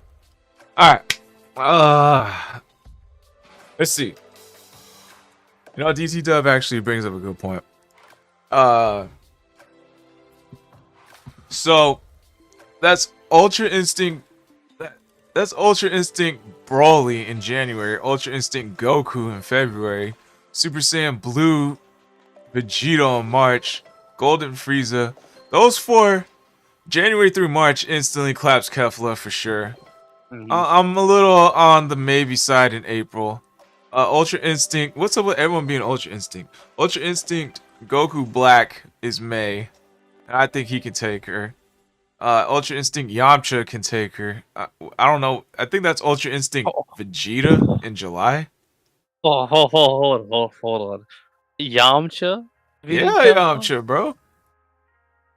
I guess we conclude the Moro arc. I can maybe see it. Nah, bro. Maybe. Ultra Instinct is it's a technique. A technique form separate of Super Saiyan. Like, but it's not even power. Yeah, but Goku's in his base form when he's using Ultra Instinct and he's clapping these people. But he's a god, you know. So if Yamcha can use Ultra Instinct, that puts him on the level of God. But here's the thing, though. God's already in Goku's base state. Ultra Instinct is a technique. I mean, you're talking about like I figured out how to tap into being able to react on instinct. You know, that's a different thing than being I'm a god who's able to react on instinct. You know what I'm saying? That's two different base levels.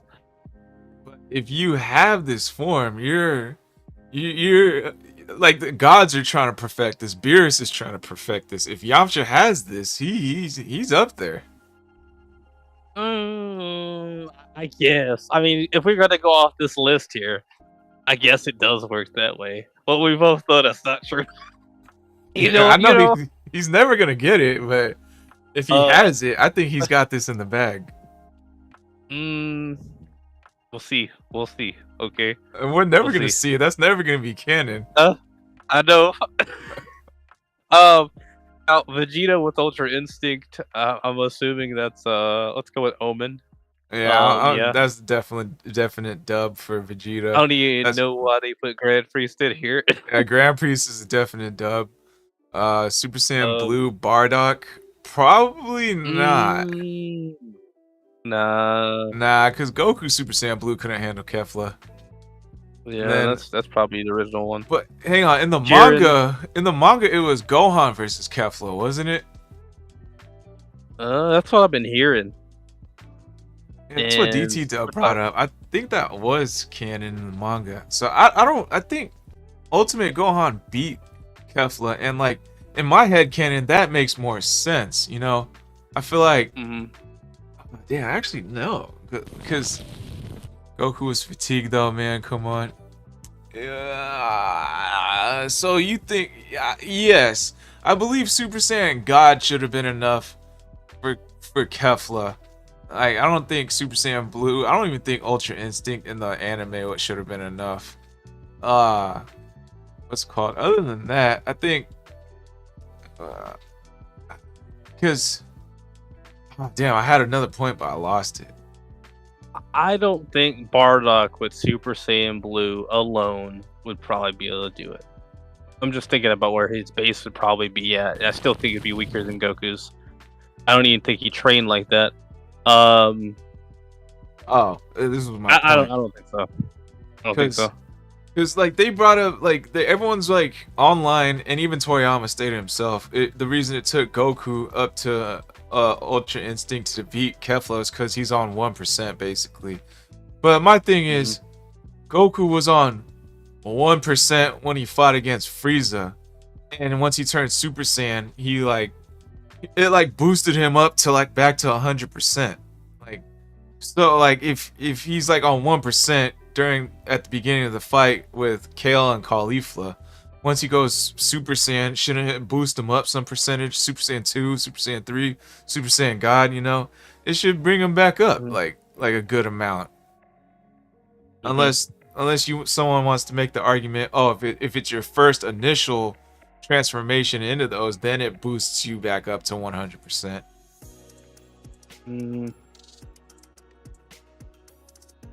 A non-fatigued Super Saiyan Blue versus Kefla. I'm not saying it's impossible. We just know that when we saw him in that state, like he lost, like he had to go into Ultra Instinct to beat her. But then again, he was fatigued. That is true. But Gohan beat. I think Gohan. Let me look this up. I'll just get my facts straight. Look that up, JB. Did Gohan beat Kefla? No, Gohan didn't beat Kefla, but he did stalemate her in the manga. So Ultimate Gohan is enough for Kefla. Enough to stalemate. And Goku would be stronger than him.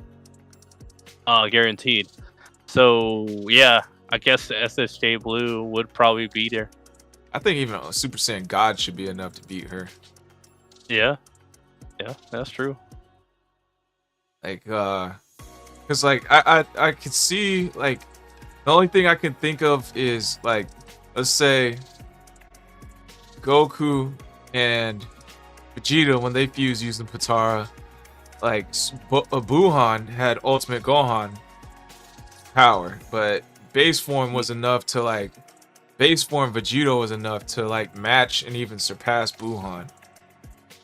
But you can make the argument that Kefla is like Kale and Caulifla are weaker than Goku and Vegeta. So that's why their fusion is weaker than Vegito. There is one thing we are missing, and although it wasn't in the story, Kefla's never went berserk. You know that, like Kale alone, berserk was a real danger. So like, bring that into Kefla. I'm not really sure where she falls if she was able to be in a berserk state the whole time. I do think she would give Goku a run for his money though in that state, because he wasn't really able to handle her without when she was unfused. So yeah, I could see Goku maybe pushing her out of the stage, but she'd still be probably pissed off. So Zeno would have to get her. You know. So based off the manga canon, I think Bardock Super Saiyan Blue should be enough to beat Kefla. You got a question, Jiren. I mean, what are we gonna say? And then that's Ultra Instinct. That's Ultra Instinct Gohan. That's Ultra Instinct Gogeta. Like, I think Cold Sauce was right. Like everyone here can defeat Kefla. Like, See, like if we're going off, but you know, who? You know, except Yamcha. But you know, it's whatever. It's whatever, man. No, hell no. Ultra Instinct is stronger than Super Saiyan Blue, bro. I think if we're going off anime canon, I don't think Golden Frieza should be enough for Kefla. I mean, we were talking about Resurrection F. I could maybe see that, but like current Frieza in Blue, I feel like Tournament of Power Frieza should be relative to Blue. I don't think he would ever stop training just because he got beat. So yeah, I feel like Frieza should be able to do it. Now, how would he do it? That's a good question, but I feel like he should be able to do it. Okay. DT Dub asks, completely off topic, but why the fuck is Khalifa SSJ1 not in Sparking, but SSJ2 is? You know what? Not a clue. They should add Super Saiyan 1, but the same goes for Vegito in Sparking, because like he only has Super Saiyan 2, and then I think Super Saiyan Blue. Like they even skipped Super Saiyan God for Gogeta and Vegito. Well, we never see him in it. That's true. But I thought we saw Vegito in Super Saiyan 1 during the Buu saga. Well, we saw that, yeah. Did Gogeta, not Gogeta, did Gotenks have Super Saiyan 3 in Sparking Zero? I think he does have Super Saiyan 3. Okay, so it's gonna be like the stuff that we see him in most of the time. So she tapped in Super Saiyan 1, but then like she stayed in Super Saiyan 2. I could see that being a thing. And so they're just kind of going like, oh, well, she's always in the state, so whatever. Well, Super Saiyan 1 is not for in Sparking Zero for Caulifla, but Super Saiyan 2 is. I don't remember seeing. I can't remember. I like Super. I don't have too much recollection of. Like I can almost cite word for word Dragon Ball Z, but Super I only seen like one time, and I didn't really go back and watch it again. So I can't remember if Caulifla was in Super Saiyan or Super Saiyan 2 based off my memory. I just know she was in one of them. I think she would be able to tap into it a lot faster than Kaba would. She's supposed to be the Goku of that world, ain't she? So I think she probably would have done that. Alright, only 3 will protect you. We got Krillin on the top left. I don't know which version of Cell that is. And there's I'm not Gohan. even sure if that is Cell. It looks like He's got Cell. ears too. Oh yeah, he does have ears. That's weird. But then there's Beerus, there's Whis, Super Saiyan God, Goku, Super Saiyan Blue, Vegeta, Golden Frieza, Piccolo. And honestly, this is an easy one. Beerus, Whis, and either Vegeta or Golden Frieza. Probably Vegeta, to be honest. Just because I don't know where Frieza's head is gonna be at. He might switch teams on me. I'm gonna be real with you, dude. If I had to have 3 people protect me, it's going to be Whis, Frieza, and Gohan. If you remember, at least in the anime, Gohan and Frieza put up a plan in the middle of a fight. They were just straight up had a plan ready just at fight. He's like, I'm gonna trust Frieza this time. I don't know who he's fighting, but I know like he had like this laser beam grid around Gohan versus some other guy. So they thought of a plan right then and there. You're talking about like y'all could pull that off. Imagine if you had prep time. You know, Frieza and Gohan had some prep time. Now, would I more than likely be used as bait at some point? Sure, I can believe that. But at the same time, I know the job is going to be handled. Now, who would I send Gohan after and Frieza after? Well, Gohan and Frieza can deal with Krillin and Piccolo. Let's just assume that Gohan can't kill him for some reason. It's guaranteed Frieza will. Then you got like, is that Janemba? Nah, I'm not sure who that is. Cell of some version of Cell. Let's say it's Cell. Gohan's killing Cell 100%. That leaves Goku, Vegeta, and Beerus. Whis is taking out Beerus. Listen. Here's the thing. Whis cannot help you at all, on average. But if he has to protect you, think about what that means. He has the ability to protect you. Like, he can lock in.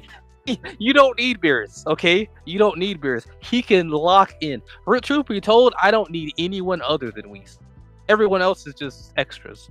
But I'd have Whis being the safeguard, and I'd have Frieza the vanguard, I guess. And then like Gohan's like gonna step up behind him. I think they've got that in the bag. I don't need Piccolo. Piccolo could snipe me, that's true. But I got Whis. Let me I ain't get worried this about straight. Goku. Let me get this straight. You're gonna choose base Gohan over Super Saiyan God Goku or Super Saiyan Blue Vegeta or Beerus? I don't think they're talking about it. Like, I think they just chose like popular images. I don't think this is one of those. It's not like before with the versus Kepler thing. I think this is just like their max power. If we're talking about that, 100%, I'm going with my group. But if we're talking about what we're seeing right now, Whis, Goku, and Beerus pretty much. Nah, I guess that's Vegeta. Nah, I couldn't see it. I couldn't see it. If we're talking about max potential, then I'm going with Goku in my top. Then Whis, and probably Beerus because his goalpost keeps moving. Like how strong he is. He's probably still stronger than Goku even with UI. The thing is, though, with Beerus is that remember that he was supposed to kill the Saiyans, and he let Frieza do it. I could totally see him being lazy and not going after him. The thing is, Beerus would have to really be locked in to go do that. Beerus, being told he has to go kill someone, he might take his time. I ain't really that worried about him, and that's why I said if I need someone to deal with it, that's what Whis is for.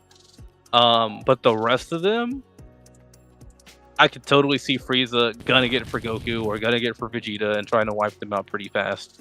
I could totally see Gohan thinking of a strategy with Frieza. I could totally see that. I cannot see Goku and Vegeta trying to strategize. I just don't see that happening. And it's just a simple matter of Goku would try to, but Vegeta's like, nah, I ain't doing that. We're doing it my way or whatever. And no one's worried about Krillin or Piccolo. No one's worried about that. Even if they're current states. Alright, what's this last one?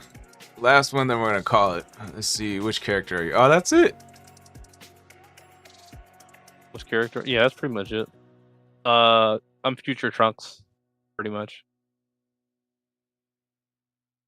Oh, you're cooked compared to everybody else. except for Yeah. Future Hey, Gohan I'm not. and Momo. Manaka. Manaka. Mm-mm. You forgetting about April over there. I'm pretty good with Maybe that it's one. Zamasu, but he's immortal. But you can still win. Yeah, you can still win. You got Rage form.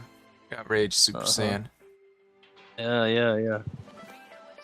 And maybe you can defeat Rose with that Rage form. Yeah. They did beat Fuse the Masus. I can see it.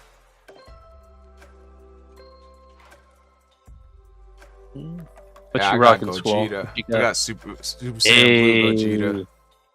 Hey, I see you. I'm a monster.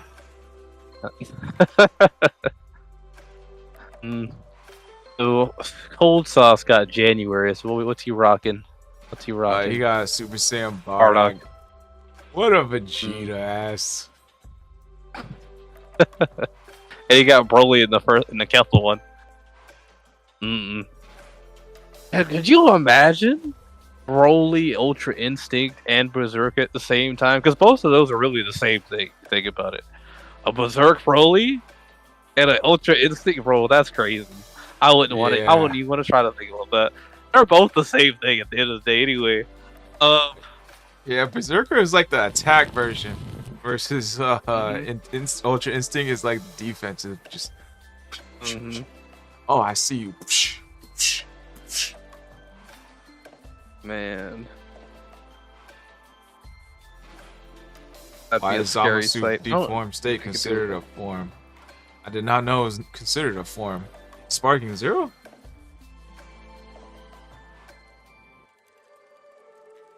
Alright guys, well I think we're gonna end it here.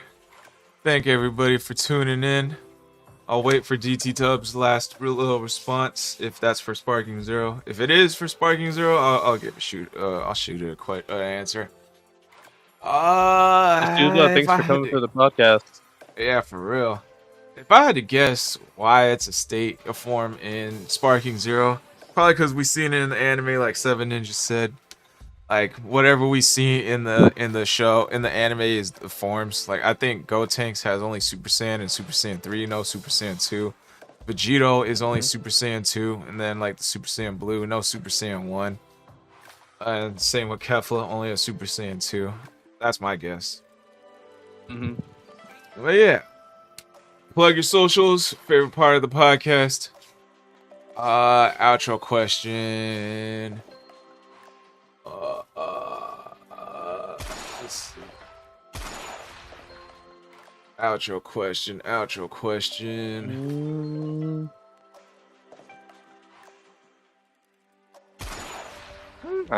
Shoot, I don't know. I can't think of an outro question. You know what? I put you ain't gotta explain it, but we'll just go with I said who would you like to see a sideshow on? That's not Goku and Vegeta. Oh, just one character. You ain't gotta explain it. You ain't gotta explain it, but just who would you like to see a character? A sideshow on. Alright. So Linktree/Squall Rush. Check it out if you want to see my other platforms. Support your boy on there. I got a buy me a coffee account now, just in case there's no donate button on whatever platform you're watching on. But only if you want to support your boy, but no pressure. Let's see. I got the Dragon Ball Sparking Zero custom battle released video yesterday or 2 days ago. I can't remember anymore. I think it was yesterday. Yeah, so check that out. It's what if Goku was actually a neglectful father. I got a new Dragon Ball Z Sessions video dropping in the next couple days. The topic of that one is was giving Cell the sense of being the right move. So be on the lookout for that one, dropping on YouTube and Rumble.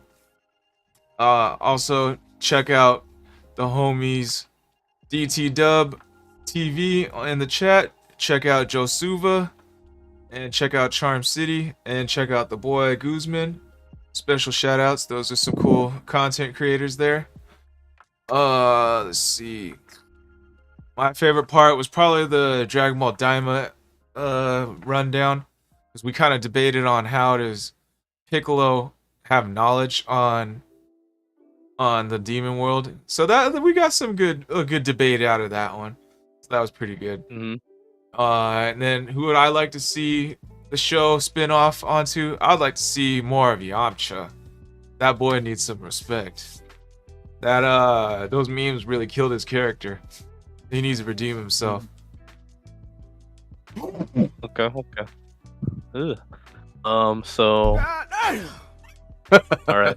So it's your boy 7 You know, check me out on Rumble. Game Jolt MeWe leads back to Rumble, so check me out on Rumble. And favorite part of the podcast, I guess, what really enjoyed the most of was just figuring out if Cell and 16 had souls. You know, it was really. I see it and I kind of don't see it. It's just kind of like because I still feel like that Frieza and Cell thing that Cold Sauce told us was still filler. I feel like it's still true. Gotta look it up on my own time. But you know, I enjoyed that part. Outside of that, though, who would I like to see a side character on? Believe it or not, what I really want to see. You know what? I was gonna say Future Trunks when he's in that new timeline, but I kind of want to follow Jocko. Interesting. Because we never really see space like that, and odds are high it's not the first time you've seen, you know, Saiyan like powers. Yeah, true. We get to see outside of powers. Would probably be incredibly stupid, but you know, I'd enjoy it. He's a fighter. He was taking down some of those Frieza Force members. But alrighty, peeps. Thanks everybody for tuning in. Thank the panel. And we'll catch y'all in the next one. Peace, y'all. NANI? Wrong one.